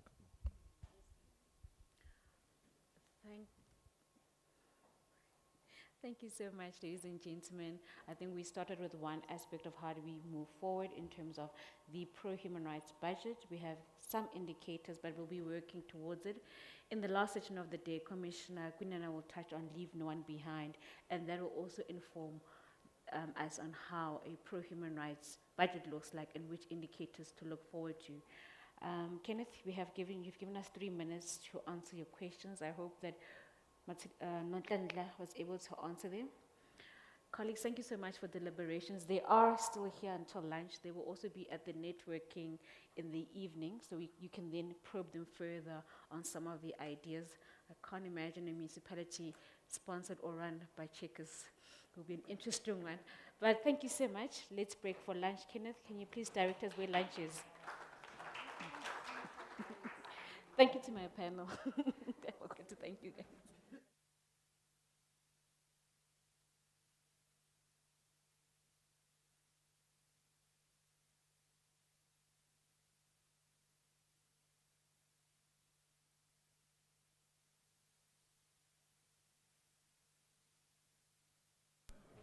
Lunch is where we had it yesterday, which is, I don't know the campus.